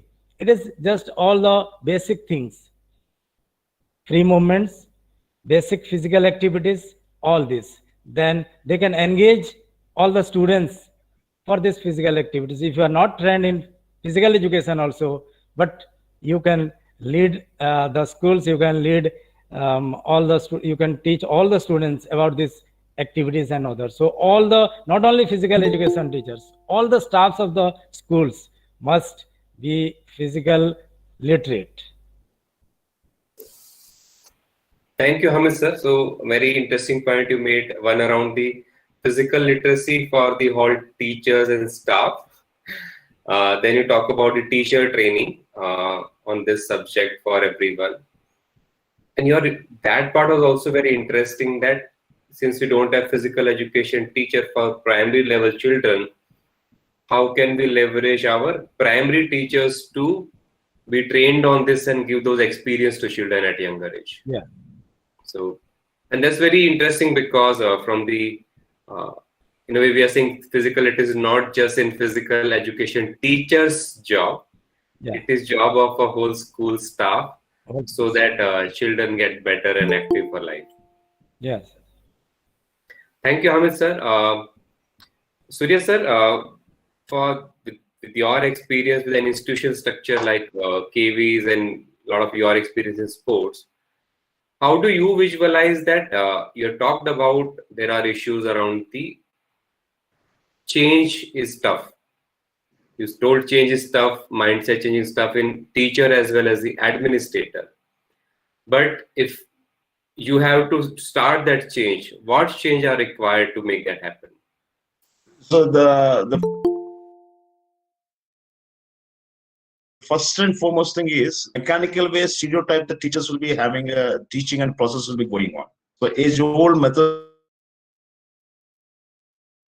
they will be doing that. Suppose if we integrate the activities, physical literacy activities, what I say is that when it should be brought into the curriculum. And suppose if they are playing any literary also, suppose literary activities are being done. Literary activities, if you conduct a debate on physical literacy, if you conduct elocution on physical literacy, like that, what we have to do, we have to integrate the activities. Teachers should not feel that one, it should be a new program has come, many programs has come, and it is a new burden for us. They should not feel. So, like along with that one academic activity, we should integrate these particular activities and physical literacy week like that we will conduct. In a Tuesday we will conduct one activity. Every Wednesday we will conduct one activity. Like that in morning assembly programs and feasible programs, we will integrate all these activities, physical literacy activities with that one. On the end of the day, and they should understand that one is nothing new. It is there that one we have to find out in day-to-day activities. If you inculcate this physical activities in day-to-day work of life, if they understand the particular aspect, then it will automatically will be successful. So we have to each subject. So like that we can start a club. Suppose we are having different clubs. We can start a club, physical literacy club in the school. So that a club means like-minded people, educate few children, educate few teachers, and we'll conduct an activities in the school on a weekly basis or monthly basis. We'll be having a mindset will be changed. And one most important thing is, if you target the young minds, if you target the children, through the children become parents. Through parents, we can change the bring in society. That is the main. So the best way is to target the children. Thank you, Surya sir, for 3-4 points. Just like to summarize, one is said that creating something like physical literacy clubs, where people talk about it, like-minded people start engaging. So there's a start to the initiative.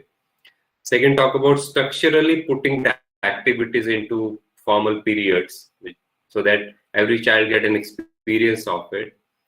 They talk about, interestingly, about the morning assemblies as well. So find more opportunities to children experience physical literacy. And of course, his perspective was very much important in the last, that can we reach parents through children? So if we influence children, maybe they can also influence the parents with that kind of mindset. Thank you, Surya sir, for your feedback and for your critical point. Yeah. Now I'll go to Geeta. Geeta, you have taken a journey already, what would you want to change for betterment, keeping the current situation or understanding in the schools you operate, and in general, as in a private school segment which you deal more? What are kind of changes required? What can be the solutions to address that? So actually, Amit, reflecting on the whole dialogue, there are a couple of statements that triggered certain specific thoughts. Like, for example, I think the new way education itself is looked at is not to treat a child as an unfinished product who's being led to a predefined learning outcome. So we are not molding the children to become something. We are just allowing them to explore and experience whatever life has to offer, and allowing them to choose ways in which they can use their body to live life in an embodied way. So, in fact, I love the statement that Nigel has put on the chat box, saying that unfortunately policy does not always translate into practice. So we have been going from a top-down approach. Do we get policy changes? Can we get schools to adapt? Can we get the teachers to inculcate it? And now Surya sir said, if we can teach the children, and can the children in turn help the parents understand? I think a very important, crucial stakeholder in all this is the parent. Every parent wants their child to have a holistic, happy life, and that is the foundation. They may not have the means to it, they may not have the knowledge for it, but the feeling of wanting their child to have the best is something that is universal. What if we could tap into that? Why not approach the parents directly? Why not have a way by which they are the primary stakeholders in this case, and they can help mold the next generation? If those insights about why physical literacy is so crucial for the development of the child can be percolated to the parents' level, then it will be easier, it will be a louder voice to take it forward. And I must confess that we've already started working on that front, because from Maverick, in our student app so far, we've been doing only programs that support what is being delivered in school. But now we have introduced it as something that the parent can directly teach their children without needing a school's support to inculcate the whole process. And I would also like to briefly touch upon one other thing that Nigel had said in his presentation. He had mentioned about UNESCO saying that physical literacy is not a program, but it is the outcome. And I am not trying to negate that. That's a very valid statement, because physical literacy is not about what all you do, but what is the outcome you're hoping to achieve by all that you do. But equally true, from a different perspective, physical literacy is a process. It is not a goal or an event. So it's a lifelong process. And the earlier and faster we're able to inculcate the idea of the process in the child, I think we would be succeeding in giving them the baton in their hands to do their best with regard to their own physical literacy.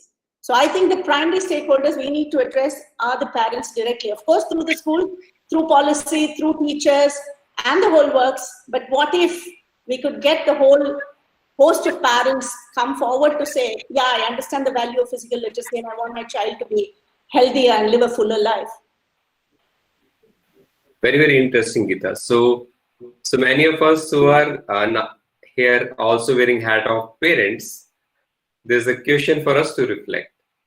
There's a question for us that should we just wait for the government policies to come, or should we wait for the school to change? Or we believe that physical literacy journey for children are important, what can we do at our level? And this very interesting reflection, Geeta, that parent has to also take cognizance and start taking more action on this. Thank you, Geeta, for those interesting points. And now I'll go to Beulah. From the higher education point of view, you have attempted many solutions in your organization. But what are the changes, what are the improvement required in higher education to embrace physical literacy as a concept for every youth, every student there? What can be done? Like, the situation is in higher education, I think when a student enters the university, I think as far as physical activity is concerned, a lot of damage is already done. what we do at the higher education sector is like, we correct, try to transform them into active individuals. I think that's what needs to be taken care of, because many people forget what physical activity is. They do not know what to do. They are not skilled. They have not developed the basic competencies. So this is a problem that most of the universities are facing.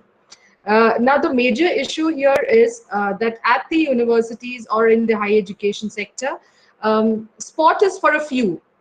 What is focused on is competitions, right?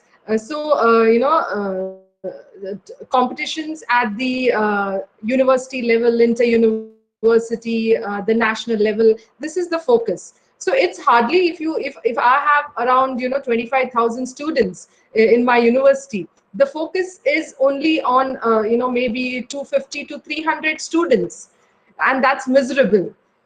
That's where we fail in the physical literacy journey, I feel. So the first thing, I think, solution that I see is physical literacy for the masses.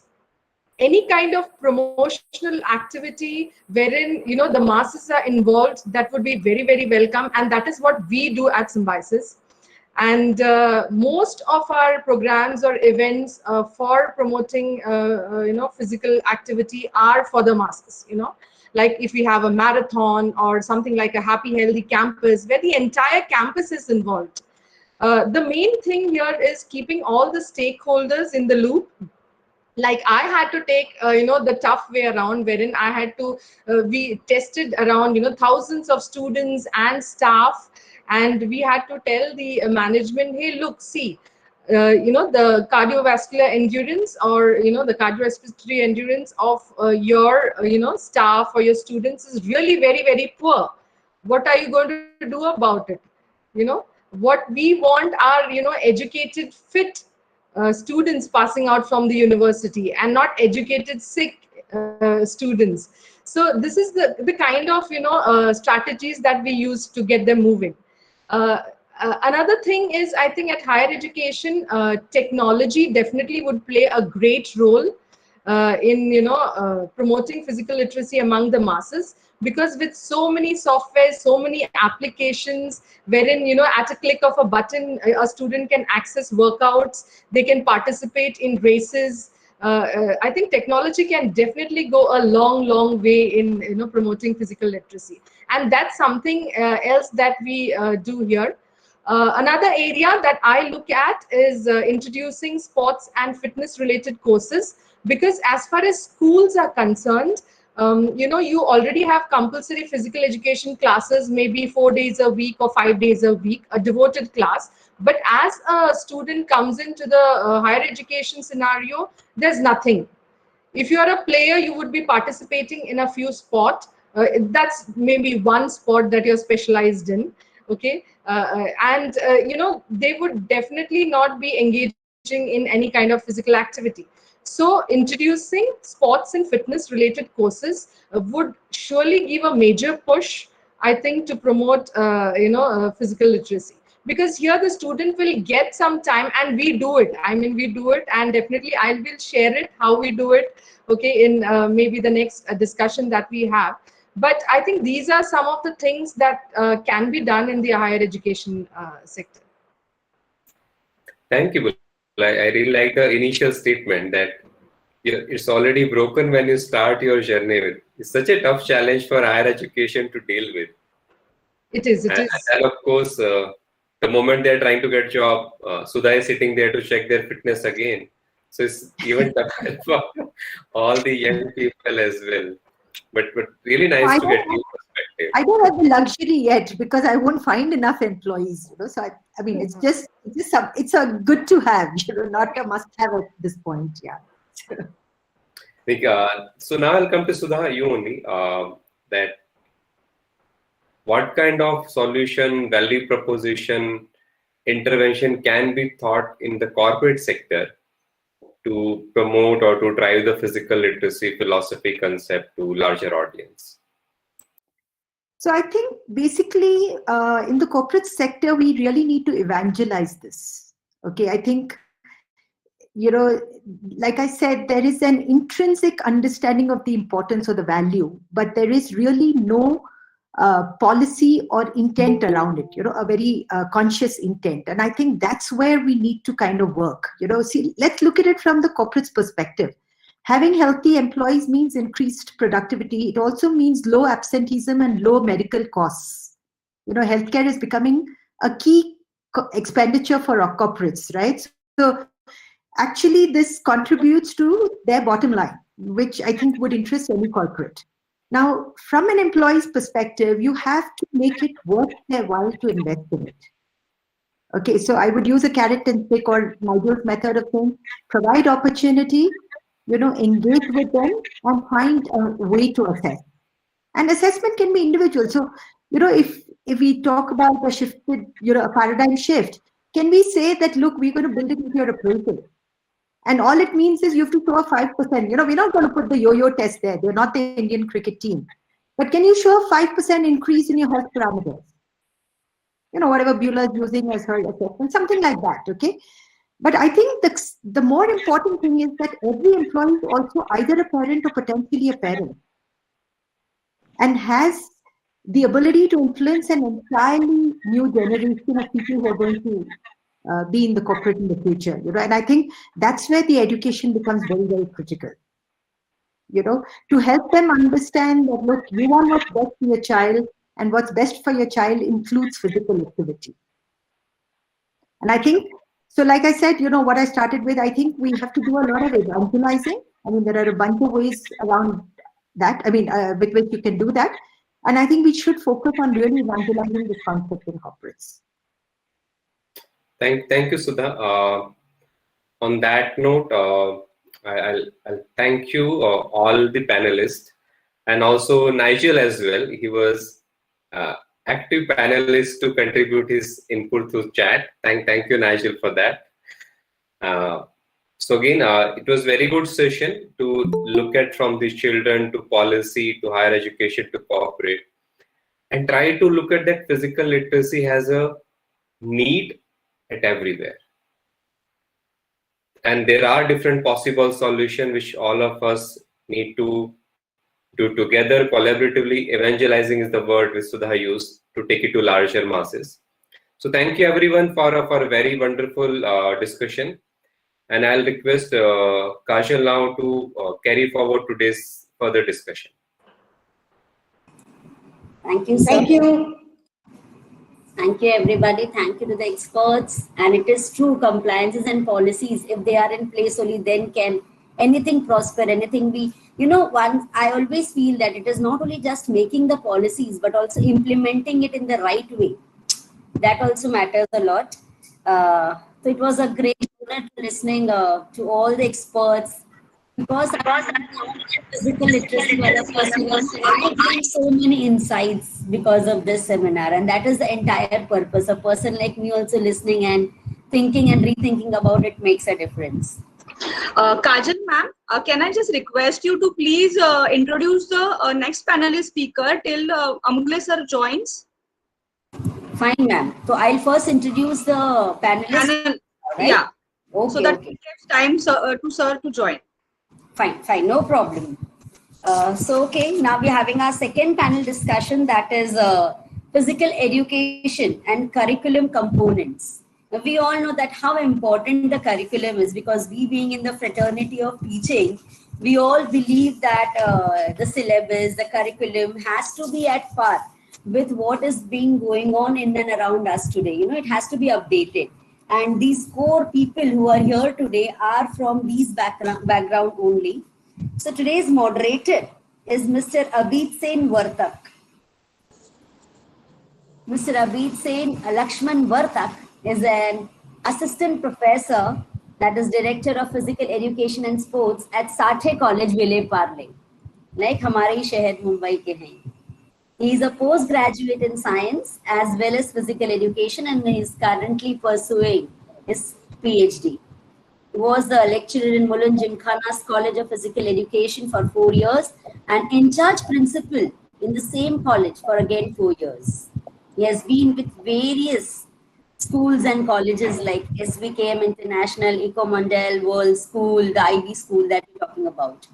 And he's a professional table tennis player for a long time, and he has played several all India and state championship tournaments in table tennis, with his best rankings being 7th in Maharashtra's men category. As a leading table tennis coach in Mumbai for over 27 years, his contribution is immense. He's organized many sports events and competitions at various levels, and also written books for the physical education subject for standard 8th, 9th, and 10th. We welcome you, sir. Thanks a lot, madam. Thank you, sir. Apart from moderated Mr. Abid Sen Vartak, we have Mr. Ashish Kumar Rawat. Sir is now currently working as a facilitator, that is head at Heritage Group of Schools, guiding and helping a team of physical education teachers for incorporating physical literacy approach in the physical education curriculum. He taught physical education in various curriculums over a decade. And during this time, he led various physical education departments. He has done his master's in Olympic education and Olympic event management from Greece. He was also a part of the first legacy program organized by Tokyo 2020 Organizing Committee. Moreover, he is a vivid traveler and enjoys dancing, which he uses for continuing his physical literacy journey. Welcome, Ashish sir. Thank you, Dr. Kajal. Thank you so much. Thank you, sir. We have a next panelist named Dr. Tejal Kanwar. She is into gynecologies and obstetrics for over 20 years.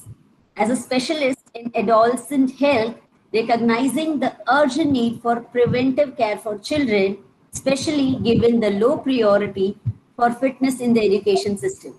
She is a co-founder of Clinetics, a fitness program which is designed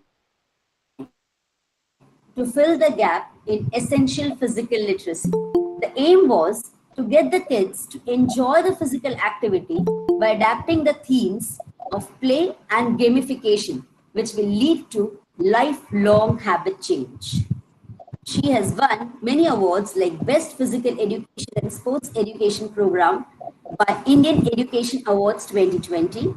She is also the MD and founding partner of Clinetics Fitness. We welcome you, ma'am. Thank you. Thank you. The next panelist is Shreyoshi Saha. Ms. Saha is the founder and CEO of ImmerseGo, an experiential art integrated learning platform offering the learning modules on Indian art forms to the children in the age group of 5 to 14 years, which helps to develop social, emotional, cognitive, psychomotor skills along with better understanding of critical themes like diversity, gender, climate change, etc. It builds consciousness and context in a fun and an engaging way. She's been performing artists like Odissi dance for over 15 years and has been trained in Hindustani vocal classical music from both Prachin Kala Kendra, Chandigarh. She is also an IM from Lucknow, and she has been working with the organizations like Deloitte, Ernst & Young, Government of India, prior to ImmerseGo.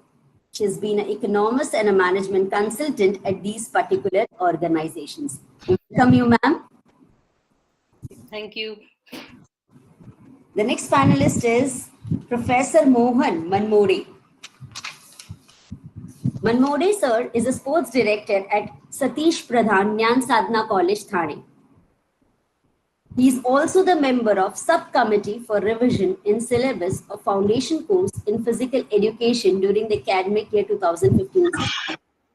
He has represented Maharashtra and services in 15 national championships in gymnastics and has won many medals. Apart from that, also a selection committee member to select Mumbai University gymnastics team since academic 2015-16 to 2020. He's also the coach of Mumbai University gymnastics team from 2015 till date. He's also a national level judge in artistic gymnastics. Welcome, Mohan sir. It's like a variety. Thank you very much, ma'am. Thank you, sir. It's like a variety of all the experts coming together and forming the curriculum and discussing about it. Do we have Amrule sir, Anaga ma'am? Yes, yes, ma'am. Amrule sir is here, and I think before, are you through with introducing all the resource persons, the panelists? Yes, ma'am. You're through, right? Cool. Sonali, can we have the guest of honor slide now? Great, wonderful. So before Kajal just introduces Amrule sir, let me take this privilege of welcoming you, sir, on behalf of Mumbai Pradesh Arya Vidya Sabha's Gurukul College of Commerce. We are indeed very happy to have you on board with us for the first time. And I have always heard a lot about you from Anagha, and she has always been in praises for you.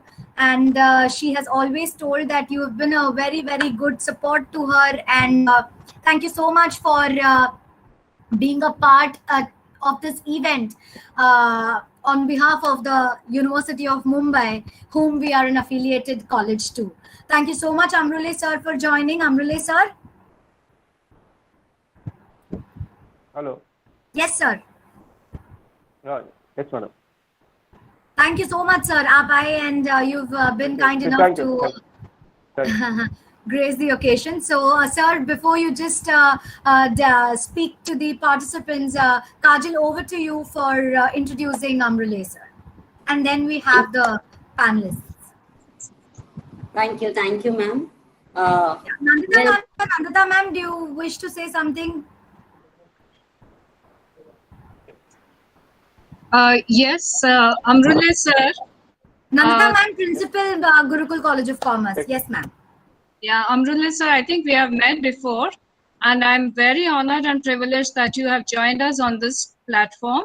Not only that, my sincere gratitude for guiding Anagha to make things happen for us in our college. Thank you, sir, and a very warm welcome to you here. Yeah.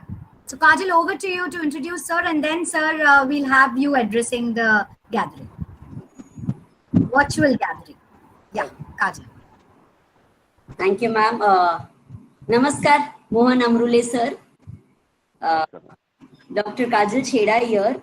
Actually, sir, when we were sitting and we were discussing your profile, so I asked Anagha madam कि इसमें से मैं कितना बोलूं और क्या बोलूं, मतलब with the given things that you had given, I mean your achievements are just amazing, of course. So we had to sit and actually finalize so many things are there कि मैं कौन सा छोड़ दूं और कौन सा cover करूं. So we welcome Dr. Mohan Amrule sir, who is Director of Sports and Physical Education at University of Mumbai. Sir is a PhD holder, MPhil, SET, MPed, BPed. As an individual sports, he has participated at all inter-university and national level, netball at national level, hockey, archery and athletics at state level. Sir is also a qualified state referee for handball. Sir also is a board of sports director, is in the board of sports in Savitribai Phule Pune University. He has been the resource person for refresher course. He is an executive member of Pune City Zonal Sports Committee, having an experience of 19 years. He has organized total 133 tournaments, which comprises of intercollegiate, interzonal and national level. You see, it is always said that the person's performance matters, but how much he inspires his team, how much he inspires others, and what are his or her students or followers' achievement that matters also apart from his own achievement. And that is so true in this case when we are talking about Amrule sir. The student sports performance achievement goes like 15 students have received Shiv Chhatrapati and Padma Shri awards. 31 have got an award of national players. 37 national players and 31 international players. Apart from that, he has also given 325 university level players. It is said that a man is always working hard towards making his performance better. But when an appreciation is given, it is always a pat on the back. He has won 15 medals at the World Inter-University Asian Games and World Championship, 28 medals of national and all India inter-university level, and 27 medals in Ashwamed tournament. Sir, we welcome you from the bottom of our hearts and we really wish to hear from you. Namaskar, sir. Welcome. Thank you. Hello. Hello. Yes sir, you're audible. Yes, Audible है हाँ, sir. we can hear you. आपका अब mute हो गया है, आप अभी mute हो गए हो. हाँ, आवाज आ रहा है? हाँ सर, आ रहे हैं. हाँ, बोलो बे. हाँ सर, बोलिए. ओके, ठीक आहे. मराठीत बोलणार आहे मॅडम. ओके. हाँ चालेल सर. इथे मुंबईमध्ये मराठी नाही येणार असं होऊ शकतं का? बेधडक बोला. सर, आपली माती आपली माणसं, बोला बिंदास. हो, बिंदास. ओके.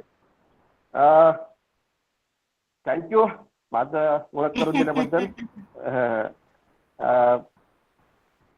मी 2 जुलै 19 मध्ये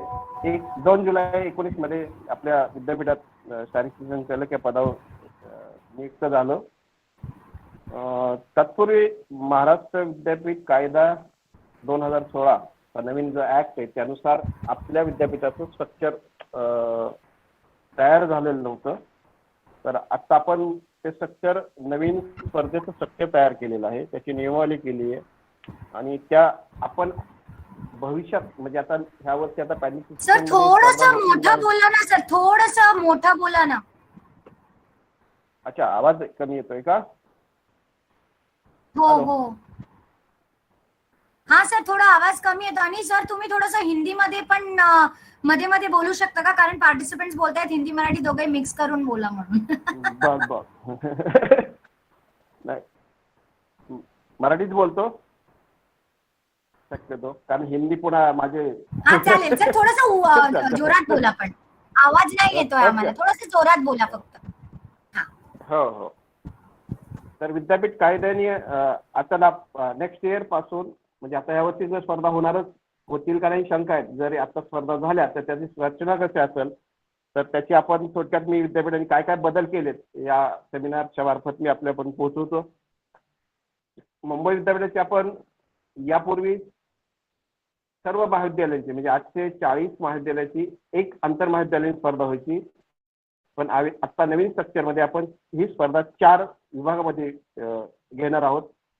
पहिला विभाग आहे पुणे शहर विभाग आहे, नंतर मुंबई उपनगर आहे, ठाणे जिल्हा आणि पालघर कक्षेतील जव्हारवाडा, मोकडा, विक्रमगड हे तालुके असा मग हा तिसरा एक झोन आपण तयार केलाय. आणि चौथा झोन जो आहे रत्नागिरी, सिंधुदुर्ग, रायगड जिल्हे हे 3 जिल्ह्याचा मिळून एक झोन तयार केलेला आहे. या प्रत्येक झोनसाठी त्या ठिकाणी आंतरमहाविद्यालयीन स्पर्धा होतील.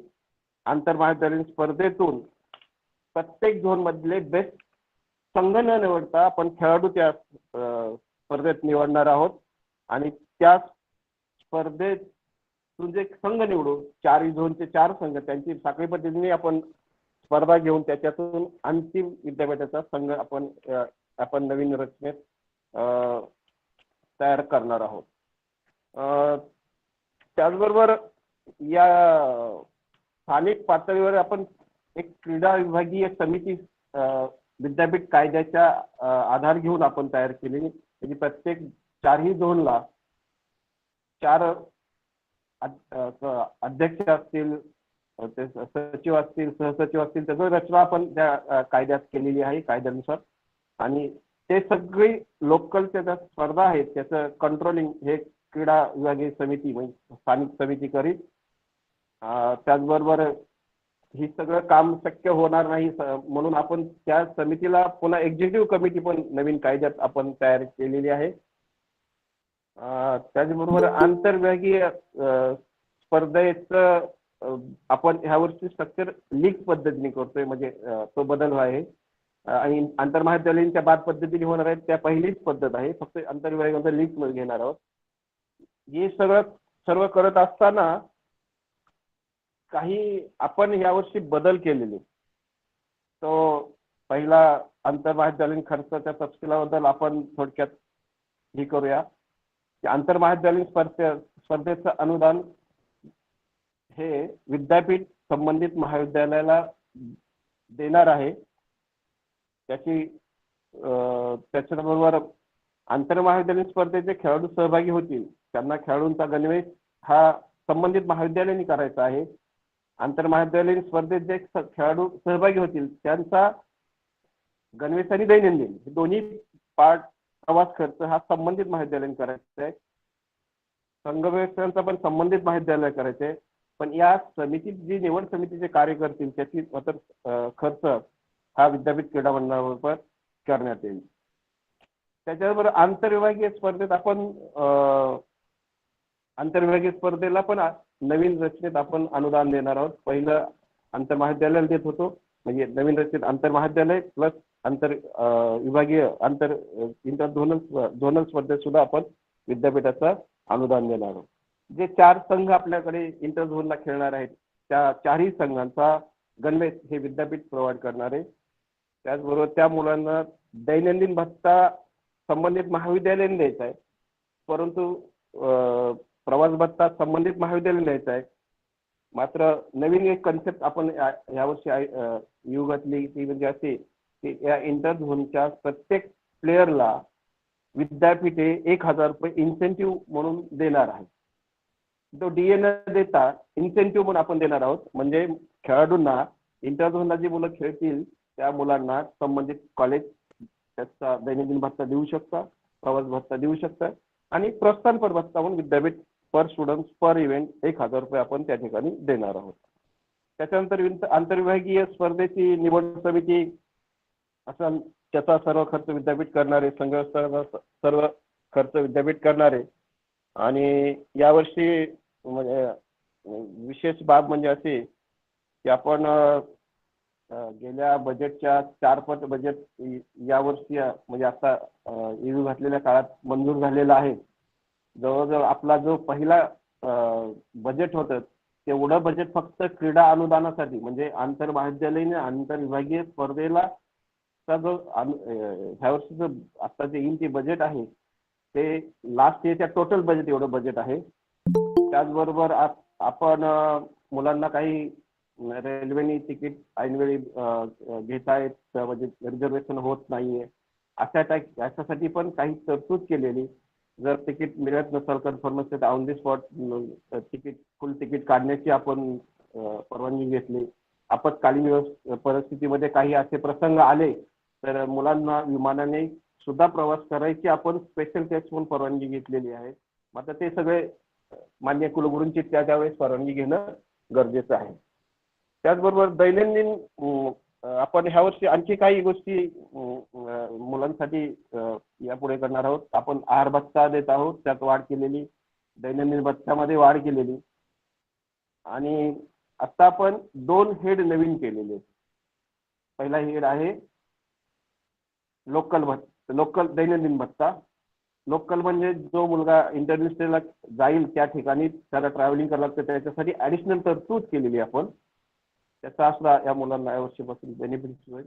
त्याचबरोबर नवीन दुसरा जो पार्ट आहे अकोमोडेशन चार्जेस. म्हणजे प्रत्येक मुलगा त्या स्पर्धे ठिकाणी गेला निवास व्यवस्था चांगली असेलच असं नाही, त्याला काय खर्च पडू नये म्हणून आपण विद्यापीठाने सुद्धा अकोमोडेशन चार्जेस म्हणून यावर्षी ॲडिशनल बजेट करून आपण त्याची पण तरतूद करू. म्हणजे ॲव्हरेजली आहार भत्ता, दैनंदिन भत्ता, अकोमोडेशन चार्जेस आणि दैनिक भत्ता असं म्हणून साधारणतः 1000 रुपीज पर डे मुलांना आपण नेक्स्ट इयर पासून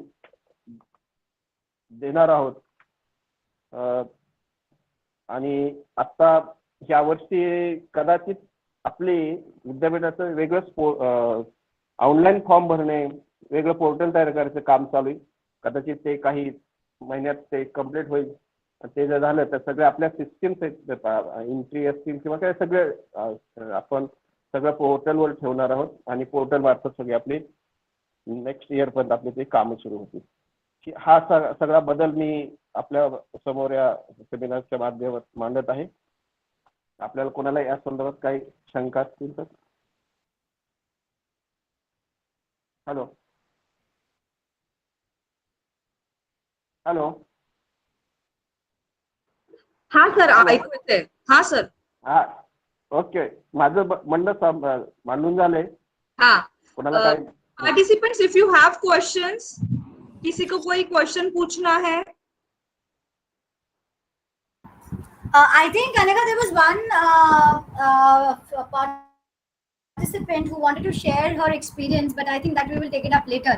अजून कोणाला काहीतरी विचारायचं आहे का सरांना?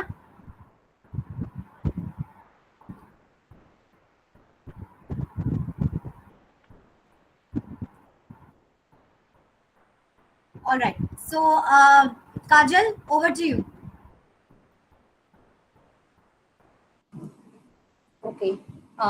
Thank you, Amrule sir, for the valuable insight.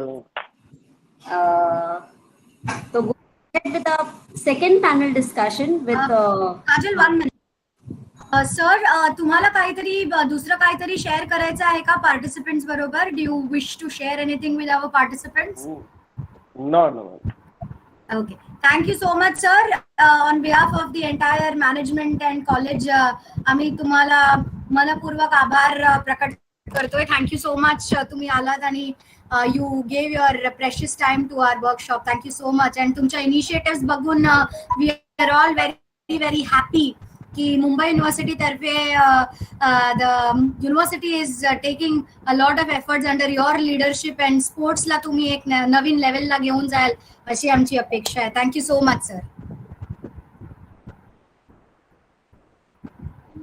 I think sir has lost connection. So Kajal, over to you and we can continue with the session. Okay, madam. So going ahead with Amit sir and I think the moderator is Mr. Sen Vartak sir, right? So we can have now the second panel discussion on the physical education curriculum components. So over to you, Vartak sir. Thank you, madam. Good evening, everyone. Well, physical literacy curriculum, very interesting one, very vast and very, very difficult. But as Kajal madam rightly said, we are having equally competent panelists and the list she has shared with us. To start off with, we have Mr. Ashish sir, who will share us about PL, physical literacy curriculum in schools. Ashish sir, can you please take over? Thank you, Mr. Abid Sen. Thank you so much for providing me this opportunity and the entire college. So what language will the participant will love to hear it? Whether they want it a mix or they want the complete English to be I think with the participants putting the messages on the chat box, I think a mix is okay, English, Hindi mix. Right. So I'll try putting both the languages in place so that the right thing is being communicated to right people. Right? Right, sir. Great. So can we start with the presentation once, Amit?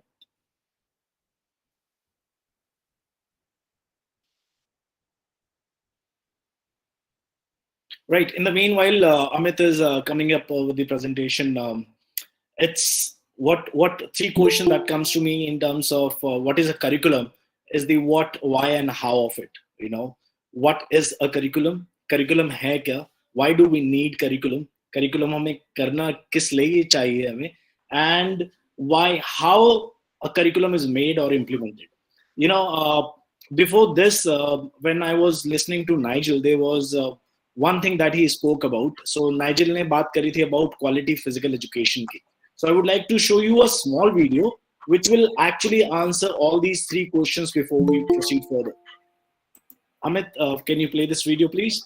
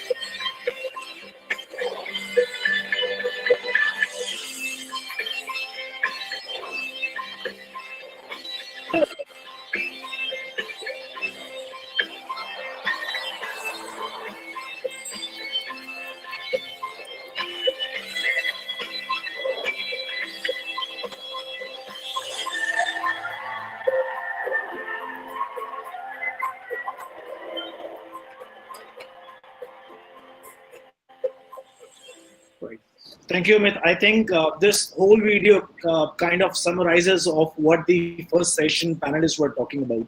And what it leads to is why this quality physical education is needed. And especially where everybody refers that everything starts from school. हर चीज school से शुरू होती है, grassroots level के बारे में हम बात करते हैं. So सब कुछ चीजें वहीं से शुरू होती हैं. So what is the importance of this curriculum? Can we move to a next one? So if you go and type on Google that define curriculum, this will be the few first definition that will be given by, I have represented as Baba Google. So Google is the wholesome in charge where it represents of what is coming up there. So they define curriculum as the outline of the concepts to be taught to students to help them meet the content standards, you know. So what do I want to teach? Why do I want to teach? And how do I want to teach? मुझे क्या पढ़ाना है, क्यों पढ़ाना है और कैसे पढ़ाना है. अगर हर करिकुलम के इन 3 चीजों पे हम लोग फोकस करेंगे तो I think we will be able to it. And there is no hard and fast rule that you should follow a US curriculum or an Australian curriculum. Each of these curriculum are local in their nature. You know, there is new thought called vocal for local. Let's go vocal for our own local things. So what is required at this point of time? कि जो आपको मालूम है, whatever you know, try to implement that through a physical illiterate approach. And that's what we have tried to do in our group of schools. So Nigel was referring to heritage group of schools, and thankfully we were able to make those changes, but all those changes took a lot of time, you know. So all these changes that we have done, a little changes where we were not clear of what is physical literacy. Is it a substitute of physical education, or is it a foreign term which came to India and now trying to overcome? So people were possessive, the physical education teachers thinking about that this will take away everything. So what this curriculum talks about, it is not a curriculum, it is an approach, right? It's a disposition where people will understand of how do I change my own approach of what I know for a healthy being. What do I want? So for example, if a child is entering in your school in grade 1 and going out in grade 12, what do you want him to achieve, right? You want a healthy child, you want a well-behaved child, he was aware of the society, and that's what the complete video talks about it. So majorly what, why and how. अगर आप किसी भी चीज को, जो भी चीज आप चाहे खो खो, कबड्डी या mallakhamb, whatever you are teaching, if you implement that कि मैं ये मलखम क्यों सिखा रहा हूँ, ये मैं किस तरीके से सिखाऊंगा और ये मैं क्यों सिखाऊंगा, इन 3 चीजों को आंसर कर पाए तो आपका करिकुलम आपके हाथ में। एक चीज और होगी इसमें, that how do I measure that I'm going right? Assessment wala part that we'll talk tomorrow majorly. So this majorly talks about curriculum. Over to you, Abhijit, sir. And then Yeah, it was very nice, Mr. Ashish. Just wanted to, from you is that you were basically the first person, rather, or maybe the earlier among the first people that who adapted the physical literacy program in India. Now, prior to adapting this, what was exactly the program you were implicating, and what are the changes you made while adapting the PL program? And just tell us some key components of the same.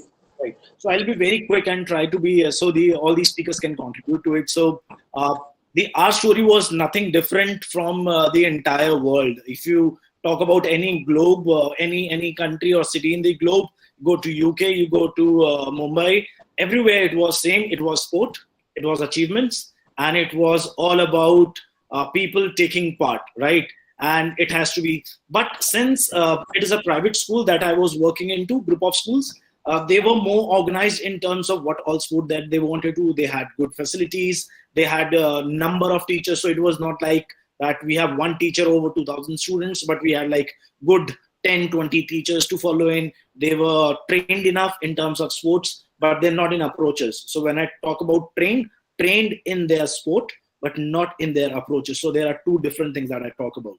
So this scenario was absolutely same. So you go to, I give you a small example. I used to use a picture where an army man, a general is standing and everybody is lined up, and they follow of what the journal is saying. So the complete force or the sepoy, we say, is just randomly following. And that's how the PE classes used to look like. A PE teacher will come, whistle, and everybody will follow. And then it was just command and practice. There was no going beyond the pedagogical approaches that we have never adopted. The only thing that we know in sports was about giving a command and people follow. We demonstrate, people follow. And that's how imitation method was prevailing in our society. And that's what it was happening everywhere. And the changes that we have done in the complete curriculum is, I would not say in terms of thinking of those changes, but yes, in terms of bringing those changes into a form where physical literacy could be implemented on ground level from grade 1 child to a grade 12 child was the approach. We want to have a competent, enabled learner going out of school, whether he's an Olympian or a state level or a national level player, or he's just physical active and he is aware of his activity. So that was the major change that we did in the curriculum, and which I'll share in the slides to come. Thank you, Abhishek, sir. Wow, great. So from atrocious to free flow curriculum, you have made it. So nice. I'll just ask some participants if they want to ask any question to Ashish sir. If not, then we'll move ahead. Anyone want to ask question? They can unmute themselves. Sir, they can ask at the end of the session. They can write in the chat box. Okay. Yeah. Thanks a lot, madam. Yeah. Now we'll just move ahead with our next panelist with Dr. Tejal with a different topic, that is children and community.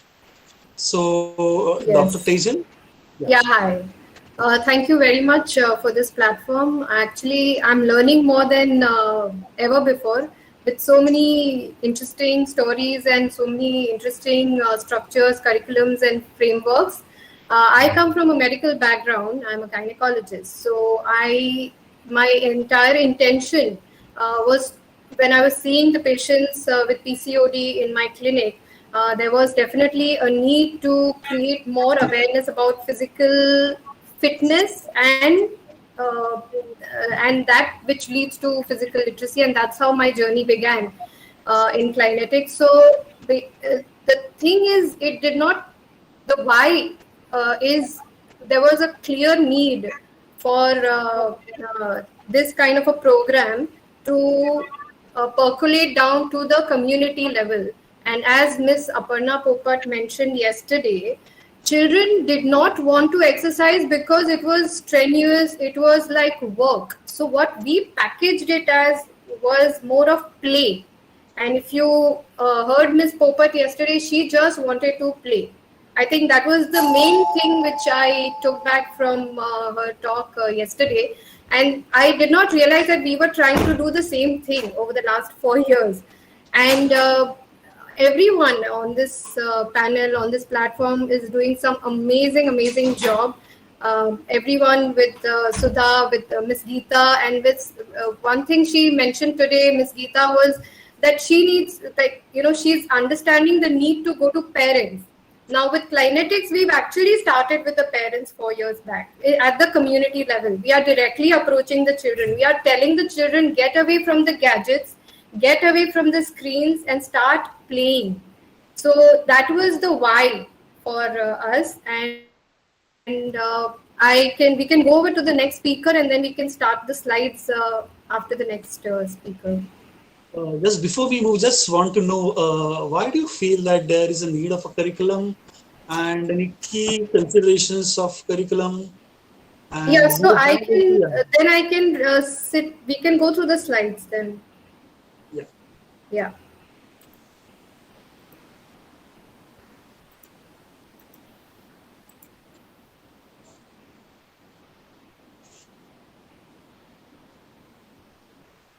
So when we started the program, there was a clear need because the children today for the last many years have been exposed to the technology, the gadgets and the screens.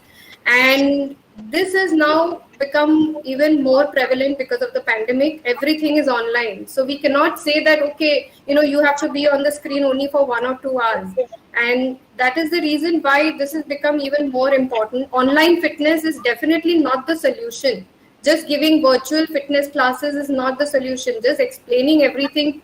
The children need to be able to enjoy fitness to develop as part of their lifestyle. And of course, lifestyle diseases, the PCOD, which I talked about, all this is extremely important, and we are going through a health crisis. We can go to the next slide. And that is the reason we developed an interest in getting kids out, and how do we create interest on the playground. So what is it that the child is enjoying in a video game? That is what we brought to the playground. So we created gamification levels, we created statuses, we created level ups where children start scoring on the playground and not in a video game. So we tried to create something which was interesting to a child in the same way which a video game or I don't know if y'all play video games like Battle Royale or Angry Birds, So something like that. We have kind of achieved success as well to be able to draw the kid out of their homes and into the playground. So that is what we've tried to bring to our curriculum. And it's a very unique way of delivering. We are still learning from a lot of people who are exploring this particular way of imparting fitness. And we've created almost 300, 400 games. The drills and the workouts are all formatted and structured around a game. So that's how, like tag games, even we've introduced kabaddi, we've introduced kho-kho. And kids can unlock the next level. But they don't realize that they are actually squatting with variations, lunging with variations, So we brought all these interesting things, and they really look forward to the class. They go back happy, So that's how we are trying to deliver happiness and fitness at the same time. So that's the what. And then we can... So, of course, speaking to parents is extremely important. Parents as well as schools are equal gatekeepers for physical literacy. We've been talking to schools, but as Geeta rightly pointed out, it is extremely important to directly, give the responsibility to the parents. It is very important. Parents just cannot outsource parenting. I think that is something that every one of us, we are all parents, and we need to share it with our neighbors, our communities, our relatives, our friends, everyone, and spread the message. Look, you are responsible for your child. Please don't outsource your parenting to the school or the teacher or the principal. You are responsible. You have given birth to the child, and you better make it possible for the child to get physically literate. So that's what we are trying to achieve. It's just the beginning of the journey. Thank you. Well, so you meant to say that synchronizing everything is necessary and it's Yes. on the cards. Well, so synchronizing and integration. So we have Shreyoshi now to tell us a little bit more about art-based integration. So Ms. Shreyoshi, can you just enlighten us on this? Yeah, thank you so much for this opportunity, and thank you, Tejal, for closing at the perfect note for me to start. Exactly what probably I was planning to talk about. That most parents, in our experience, also we see that they, it sounds like they've outsourced parenting in a way. I think before I set the context for what we are building at Immersco and what art integrated learning is, I would kind of give a brief on why I felt it was necessary and what we see are the current challenges vis-a-vis, you know, physical literacy, like how we perceive in general sports-based learning, and how arts can also be part of this larger scheme of things. So I have been like the bio that was shared. I have been into classical dance since the age of 2.5 years. And my journey was primarily because, I mean, I was fortunate to have parents who felt the need of arts at a very early age when skills can be developed. But we know that most parents are probably not aware of the need of art-based learning in a child's, especially early years of growth. And hence, because of this lack of understanding of what to choose, how it is fit for our child, etc., we mostly defer it, and we keep deferring it until it is late. And by the time we actually realize that we want to put them into any art-based learning, you're already realize that they're in class 10. So you start focusing on preparing for competitive exams. So my journey in arts, I realized, and from that I'll build on what are the challenges per se in art-based learning, and in comparison to sports education. There are four stakeholders largely for, especially in the early years: the school, the parent, the learner, the art educator, and yeah, the fifth, you can say government also plays a huge role in terms of policy making. Keeping all of them together, I think the biggest problem for art education is that there is literally no, there is actually a poor role modeling. We don't see role models per se, to look up to. Like we have, the moment you talk about cricket, somebody will immediately say Dhoni or Virat Kohli. But do you really have any dancer that, oh, I want to be like this dancer? No, you don't. Like, and even if you talk about musicians, immediate, probably a child would think of Lady Gaga or Rihanna before any Indian artist. So you really don't there's a, poor role modeling, at least in India, as far as arts-based learning is concerned. The second thing, from an overall perspective, I will first give is limited or no assessments being done. So there's been a study done in the US in 2015 where they found out that that there was a significant decrease in the investments in art education because the Obama government felt that putting the money into coding is better than art education, and they saw dramatically negative results in the outcomes. Like, children faced they basically got disoriented to learning because of this drastic change. In India and in world over, there is no focus on assessment. Like, how do you really evaluate this change, this intervention that is building a change in you from, let's say class 1 to class 5 or class 10? You really don't have any adequate systems to measure this change. And as a result, something that is not measurable, there is no, you think that it's not worth it, and so investments go down. So there is no focus. And that's the case that's happening in schools. Parents don't see any results which they can quantify or measure, and so on and so forth. And children think that, okay, it's so superfluous that you really can't pin it that this is really improving my life in a way. You get this warm glow feeling in your body, but you really can't see as a tangible outcome. The third is the lack of disconnect with this overall growth. Like I just said, this big picture is missing as to how does it contribute to our growth or our, or our career. How do we really leverage it in our lives? And what Geeta ma'am also mentioned, there's a need for process and it's not an outcome. Exactly, the perverse is happening. Arts is looked at as an outcome completely. I mean, I'm more focused on my child's arangetram than what is really happening in her body, or how are they really improving in their, are they really building any skills?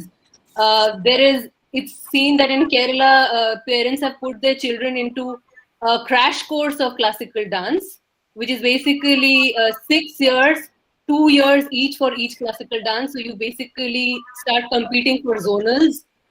Then you are trained in 3 dances of Bharatanatyam, Kuchipudi, Mohiniyattam. So what are we doing? I mean, what have we reduced our arts to? Like, is it a competition? So yeah, there's a competition rather than building skills. Just to build on the slide that is there, art faculties are poorly skilled. There are hardly any opportunities. Schools are overburdened. There are like too many kids per teacher, and they're stretched and there's really no focus. So this is broadly what the scenario is right now vis-a-vis arts-based learning. So forget about movement-based. There is no understanding of what it can do to you. So from traditionally drilling physical education, you are bringing aesthetic into physical education with the art-based learning. While doing so, did you get a positive feedback from the children, especially the smaller ones? Yes. So we have, in our experience, so what Immersgo is doing right now is that, like so many others have mentioned on the panel, and we have been listening to so many other speakers, that the core thing, Amit, can we have the slide?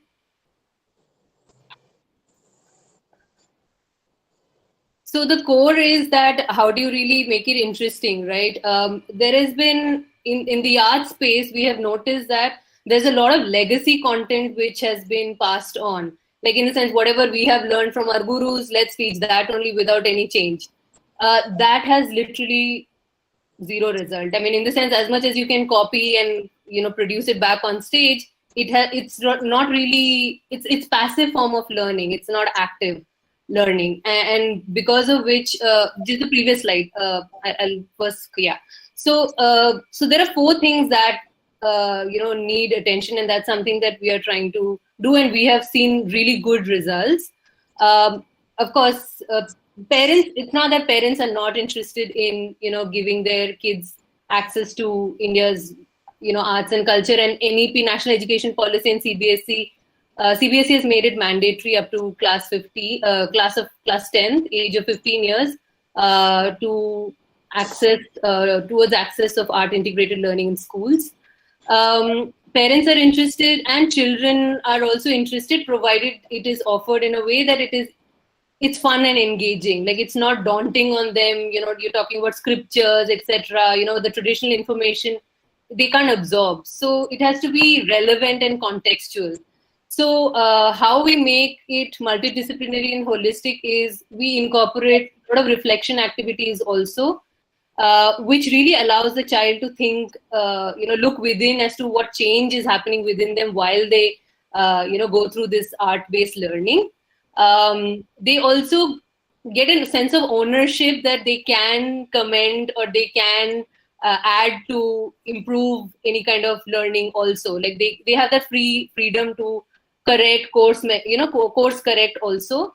There is we have woven contextual learning in greater depth in our programs, where every art form is taught through a lens of history, geography, anthropology, and so on and so forth. This is our step 1. In step 2, we plan to integrate science as well, which is already being done in Europe, and some schools have started doing it in India as well, in very basic ways, like talking about chemistry through use of different paints being used in tanka painting or so on and so forth. So this is just one element of aesthetic learning. Of course, movement-based learning like dance, theater, they allow they are expressive arts, so they allow a child to focus on self-expression, especially bringing in light the education for adolescents. It's quite weak in most schools in India. So we generally teach adolescents some lessons on biology for any kind of puberty education, and that has no impact on them. It has to be really fluid. So we are using dance.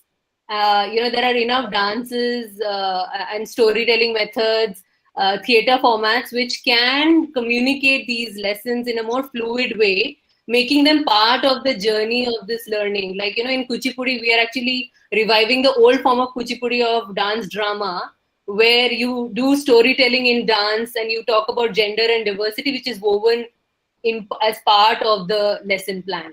So you don't even feel that it is such a daunting thing that you're actually experiencing, but you kind of gradually, share, you actually question them, you allow them to think. Like a 10-year-old actually had said that girls are cowards and men are not. This is a 10-year-old boy actually had said in one of our classes, and it's only when he said that we gradually incorporate, we took him through the journey that he realized that whatever he said made no sense. So it's a very fluid medium, and it can be it's a powerful tool to kind of break a lot of myths. And yeah, so we try to build on the 8 intelligence of visual, linguistic, musical, logical, interpersonal, and kinesthetics. I've already mentioned about the STEM-based learning, and NEP has removed the word extracurricular for arts. They say that it's part of curriculum. And this is what, like, we want to move away from passive learning to active learning, where the child is actually using his himself as part of this art-based learning. So yeah. Well, so the wings are being spread very widely. Thanks a lot for your inputs. And now next panelist will have Mr. Mohan Manmode, my dear friend, who will guide us regarding curriculum and higher education. He'll tell us whether definitely do we have any program for students in higher education. If at all so, then what type of curriculum is there? And he will even tell us that whether physical literacy mapping will improve the opportunities in this curriculum. Welcome, Mr. Mohan Manmode. Thank you very much, sir. I am very thankful to the management for allowing me a chance for this presentation, current integration in higher education. As you mentioned, we do not have, I'm talking about the Mumbai University only. So we do not have a specific program for all the students, but we have a program called Foundation Course in Physical Education only for the students of FY Commerce, Science and Arts faculty. So this program was started by the Mumbai University during the academic year 2014 and 15 for first year students, and for second year students it was started in the 2015 and 16. This course name as called Foundation Course in Physical Education is an alternative to the existing foundation course. The scheme of the course is assuming since we have semester system at university level, so assuming the 15 weeks semester, a student and teacher, they have to complete 4 hours of lectures, practical and theory during 1 week and for 15 weeks. So it makes 16 hours during 1 semester. The subject has the credits, 2 credit points, since we have CGPA system, cumulative graded point system. So each semester has 2 credit points, and the total marks are 100 for the subject. Initially, the subject has The pattern of 60-40 pattern assessment is of 40 to 60-40, 60 marks for the theory and 40 marks for practical sessions. And now, as of now, the pattern is changed to 75 and 25. 75 marks for the theory papers and 75 for the practicals. The syllabus for the FCNP is, for semester 1, we have basic concepts of health, physical education and physical fitness, which covers the various dimensions of physical education. So we have different types of fitness, like health related physical fitness and skill related physical fitness, exercise and what are the benefits of doing the exercises, body functions through physical education and exercises, what are the changes that take place in our body, in our various systems, body systems like musculoskeletal system, like respiratory and cardiovascular system. In semester 2, we have knowledge and skills of various exercise. The students get the knowledge of the various exercise for improving his physical fitness. Principles of exercise, how to do the exercise, what are the benefits of this exercise, and the scheduling of this exercise are covered in this topic. Historical and philosophical aspects of yoga education. Yoga education plays a vital role in sports development, physical literacy, obesity management, and communicable diseases. What are the methods how we can manage the obesity? What are the categories to identify the obesity and the communicable diseases, and how we can avoid these diseases. In semester 3, we have basic concepts of holistic health and personal fitness. What is the role of nutrition for achieving good health? What types of exercise injuries do take place while we play? And how to prevent this exercise, how to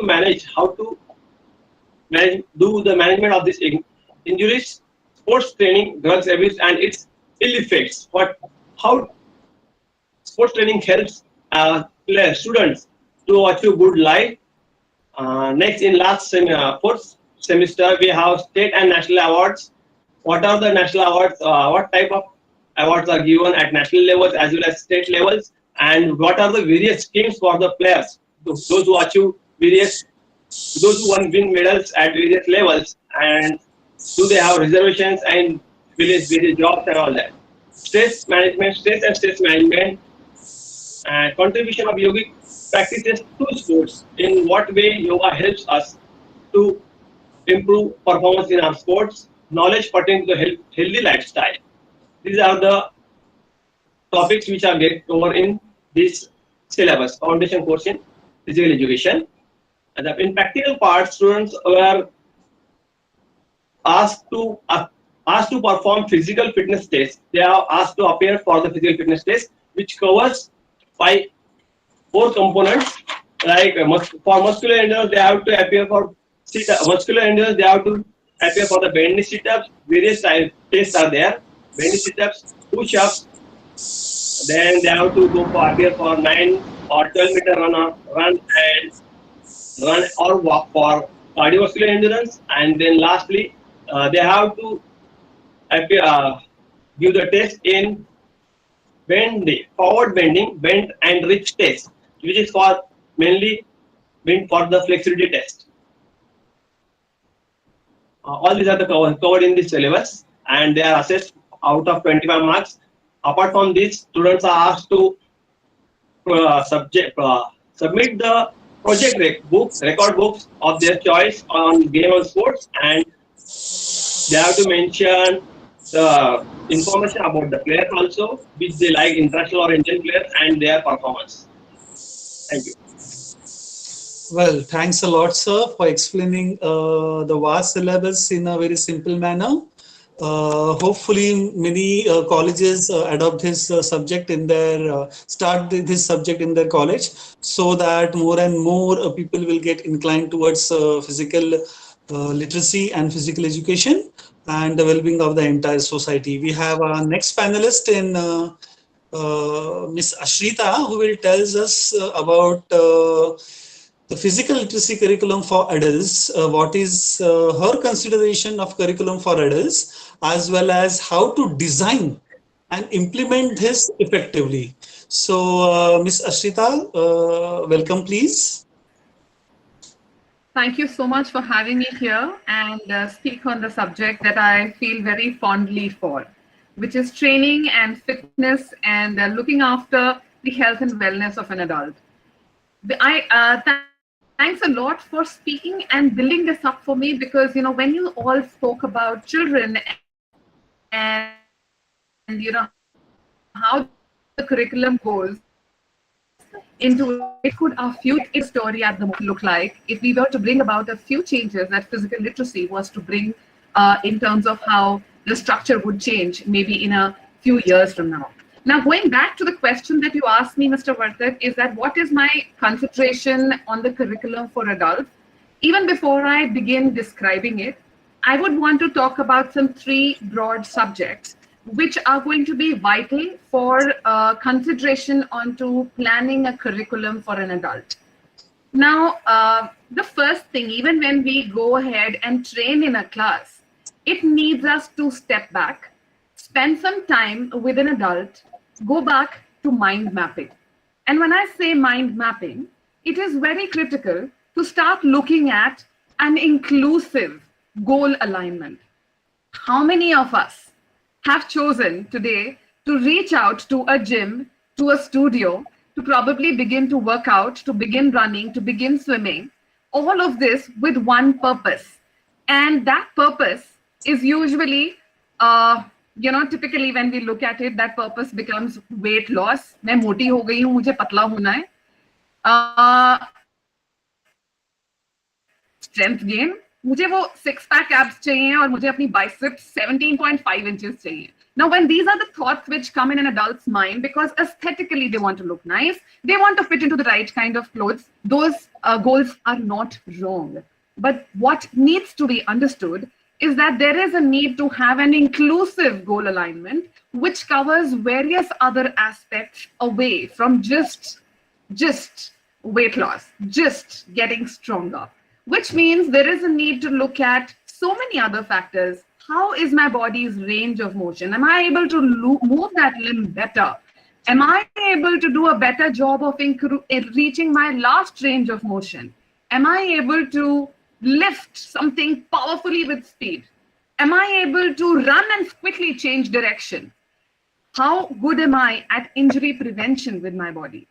So if we begin to seek to align these goals with all adults as coaches, we will tomorrow find a slightly more inclusive environment where the need and the purpose of fitness, physical activity is identified with so much more than what it is currently understood for.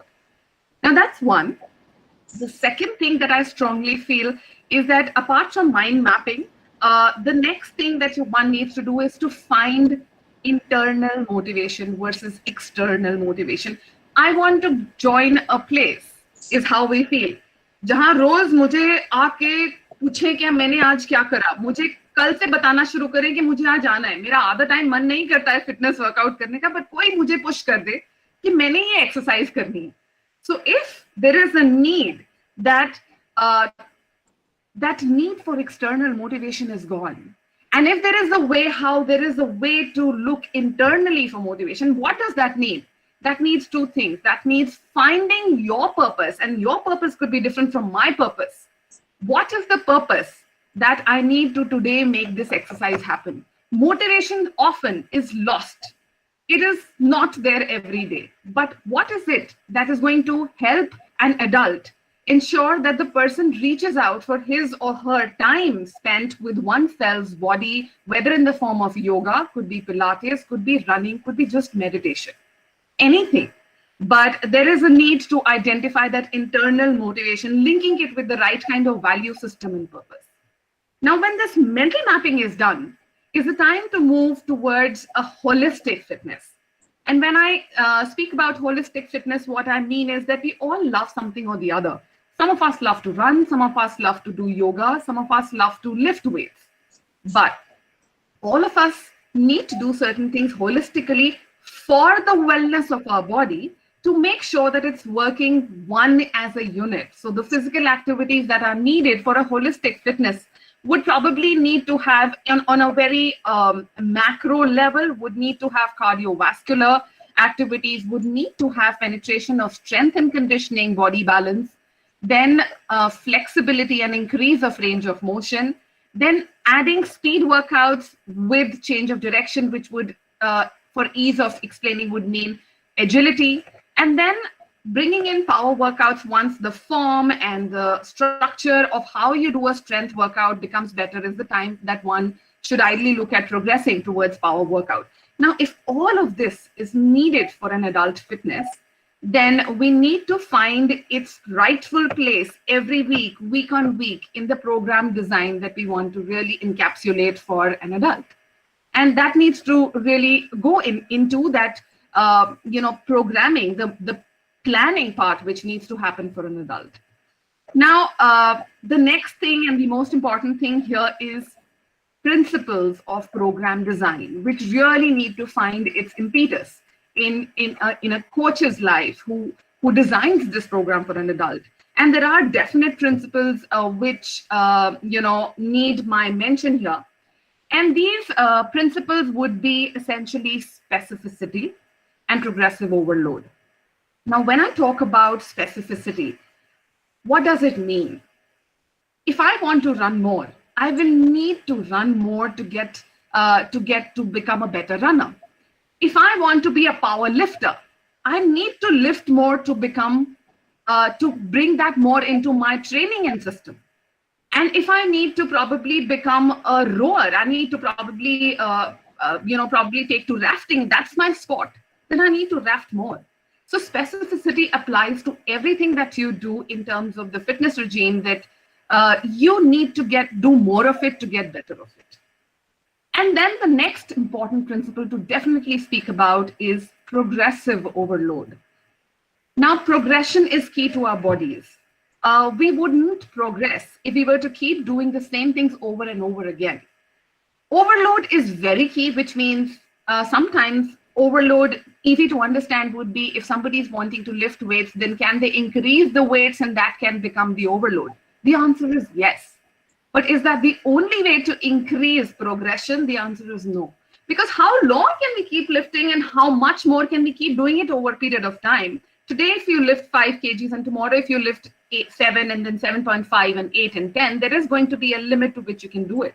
So the progressive overload in program design can be brought in by means of various elements, various factors. Probably reduce the time of rest period, increase the muscle under tension, increase rep range, increase set levels, increase the opportunity of holding the isometric position for a longer period of time. Sometimes we ignore eccentric forms of training, probably bring eccentric forms of training into the program design to ensure that the muscle is not just shortened, but also lengthened. So there is so much which goes into making a plan progressive, and progressive overload is synced in to make sure that allows the program to evolve to be progressive. Now, having said that, it is equally important to talk about enjoyment. How long will we want to do something which we don't enjoy? Very unlikely. I don't enjoy running. I will do it for 2 days. The third day, it can go out in the dustbin, and I'm not going to be a runner. So what I need to do is, if I want to clock cardiovascular workout, I need to think, what do I enjoy doing? Maybe it's not running for someone. It is dancing. I know Geeta would probably love me for saying this, because how would she be incomplete without dancing? So maybe her go-to method should ideally be dancing as a form of cardiovascular exercise. Am I wrong, Geeta, in saying that? Absolutely right. I'm taking liberties on your behalf here. Absolutely. You're most welcome to take liberties. I think you know me well. Yes.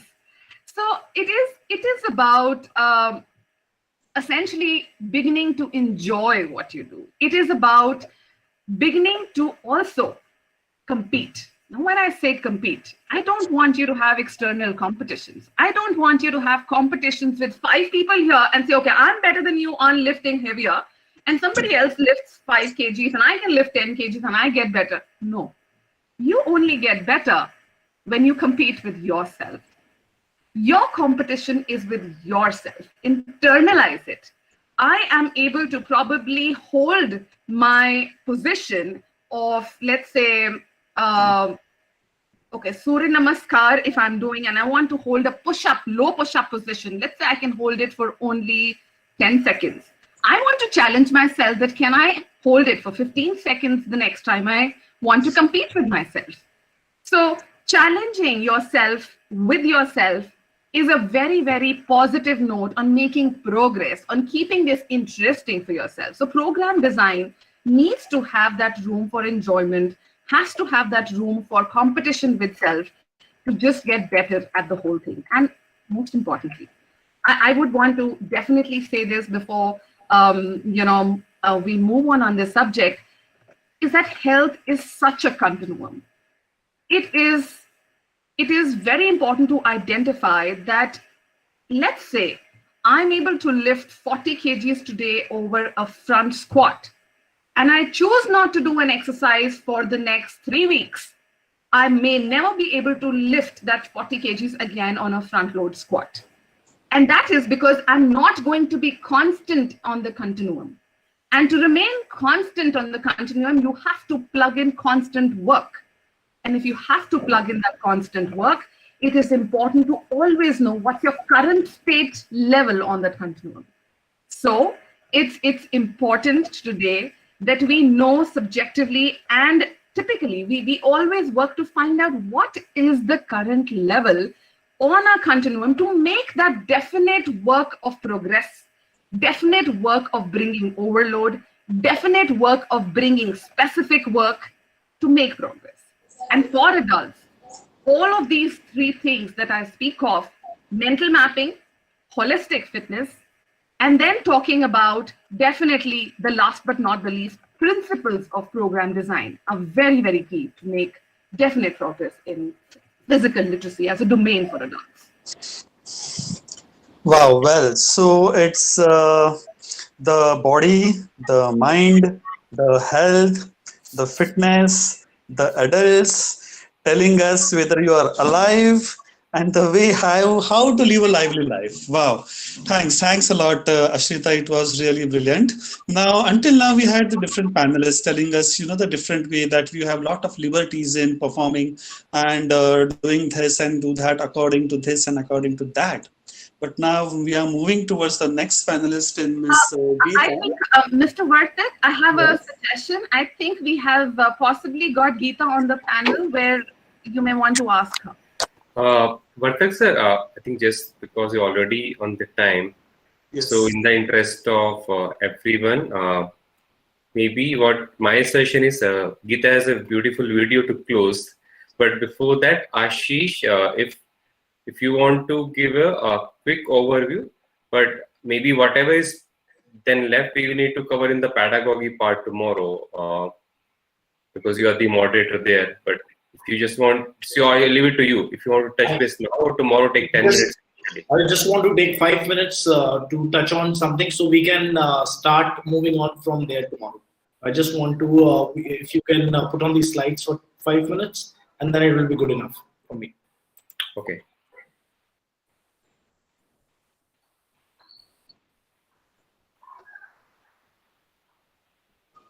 Right. So the only thing that I wanted to talk about is not the exact curriculum. There was so much happening in the chat box where Nigel was talking about that how the curriculum should look like and feel like and sound like, right? So the only thing that I'm talking is not who is making a curriculum and how it is making a curriculum. I'm talking about the soul of the curriculum, right? So it should be a well curriculum when I talk about. So the well curriculum is what? Is about the well-being of the child, whether the child is able to enjoy it or not. Is he skilled enough, life skilled enough to participate in the other activities, and whether it is a lifelong participation or not. So if a curriculum is directed, the soul of the directed is well enough, then it talks a lot. Can we go to the next one? these. The second thing that I want to talk about is for an individual, let it be. So Ashita was talking about the fitness part, and Tejal was talking about how they have used gamification in terms of it. So each curriculum is targeting at three things. It is targeting as a head, it is targeting as a heart, it is targeting at hand. So when I talk about hand, it is the body that we are talking about.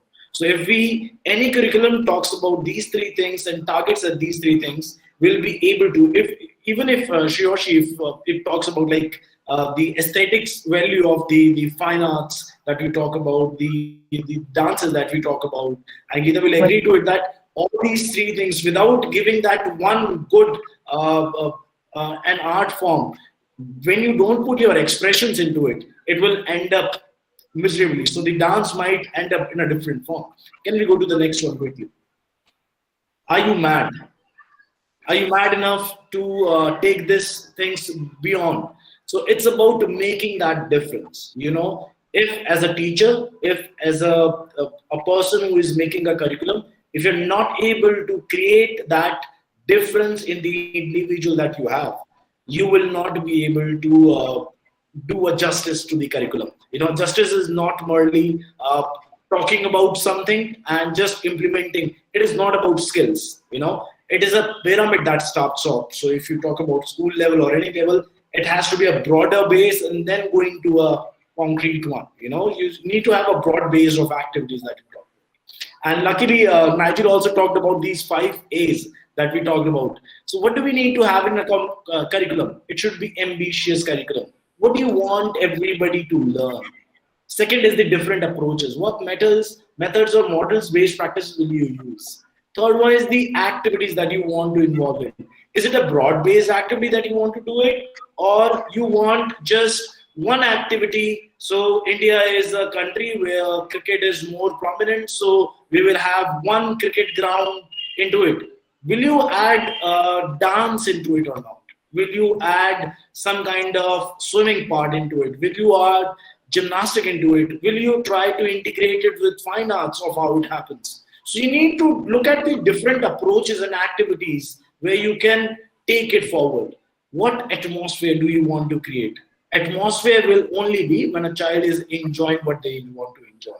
You know, if I put she or she, why don't you lift 100 kgs weight and walk around? So she or she will say, I'm not coming to your class tomorrow. And it will lead to a negative experience. You don't want your child or an individual to gain that negative experience in your life. You want to have a positive experience and then lead forward, right? And assessment that we will be talking about. So these 5 A's are very important for any kind of activity, any kind of curriculum, be it journey-based, aesthetic-based, whether it is fitness, it has to be talked about. And then we need to have 2 things in place for a curriculum. It is learning outcomes. What do you want to achieve at the end of it? And the success criteria. When do I say that, okay, this has been achieved? I wanted to teach this and I have achieved this. Or I see that these are the things that need to be achieved. So when Ashita said that it is not only about concentric and eccentric kind of workout that they want to do, what muscle are we focusing on? Am I only focusing on my bicep, or there is a bicep femoris in your leg that need to be trained too? So what do I understand? So all these things in terms of, and very important, a skill needs to be seen from 3 aspects. It has to be seen physically, it has to be seen effectively, and it has to be seen cognitively. If you're not able to make your curriculum from these 3 aspects, you will lose onto that individual, right? So this was my content that I wanted to share, Amit, and I just wanted to connect all the curriculums together, and it feels fantastic. Thank you so much. Thank you. So, Geeta, you have closing 1 minute thing just to close this. Yeah, sure, Amit. Thank you.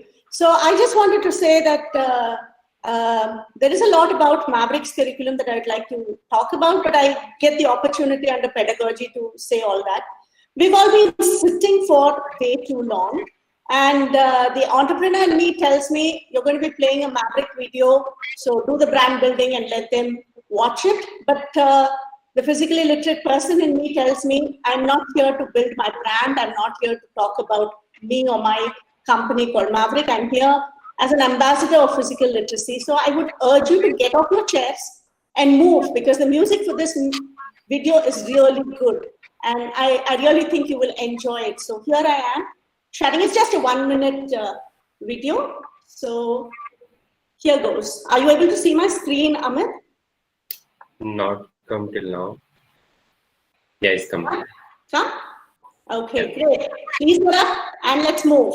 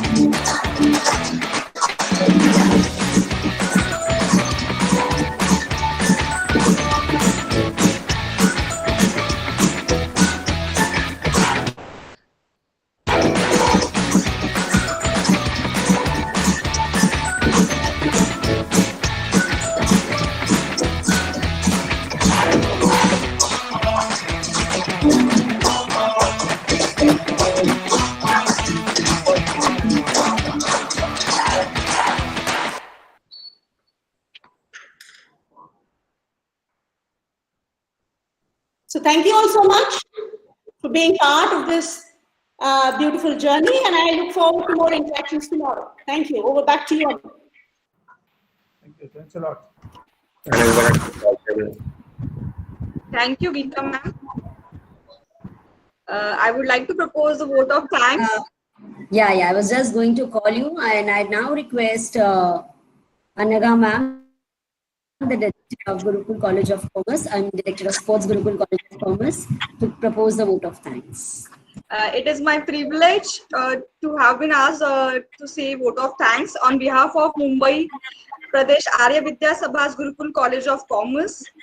I would like to express my heartfelt gratitude to Mr. Nigel Dean, Chair IPLA, for his keynote address and for having spared his valuable time. Sir, your address was really insightful and that has inspired us a lot. And I know that generally people give their keynote and go, but you are still here with us, and that is still inspiring that you are giving comments on each and every panelist, and you are also solving the doubts of the participants. That shows your dedication to the cause, sir. Thank you very much. I would like to express my gratitude to our guest of honor, Mr. Mohan Amrule, Director, Sports and Physical Education, University of Mumbai. He has shared with us the Sports Committee rule book, and he's been amazing support to all of us, a sports director. And because of him, we are thinking of doing lot of the things in our area in the higher education. Then I would like to thank all the panelists, all the resource person that we are fortunate to get for the panels. I would like to thank both the moderators, Mr. Amit and Mr. Abhitsen Vartak. Both of them did their job wonderfully and managed the panels really well. I would like to thank all the panelists, Mr. Pankaj, Mr. Hamid, Mr. Surya Prakash, Ms. Geeta, Ms. Beula, Ms. Sudha, Dr. Tejal, Ms. Shriyanshi, Mr. Mohan, Ashrita. Everyone played their part really well. I would like to thank our management, our principal, vice principal, all our staff, teaching, non-teaching staff, advisory board, and our IQAC team, and all the participants for being with us throughout this day and really being active. Thank you very much, everyone. Thank you, Anaga. Thank you so much. And thank you, everyone, for a wonderful session today. We look forward to meeting you tomorrow once again with this and much more energy and enthusiasm that we've been having from the last 2 days. It's been wonderful being with you and spending evenings 2 days, and looking forward for the last session tomorrow. Thank you so much, everyone. Thank you. Thank you so much, everyone. Thanks. Yeah. Thanks, everyone. Thank you very much. Thank Thanks you. a lot. See you tomorrow. Bye bye. Thank you, Rudy. Thank you, everyone. See you tomorrow. Surya. Thank you, ma'am. Thank you, sir. Thank you so much. Thank you. Thank you, ma'am. Thank you, sir.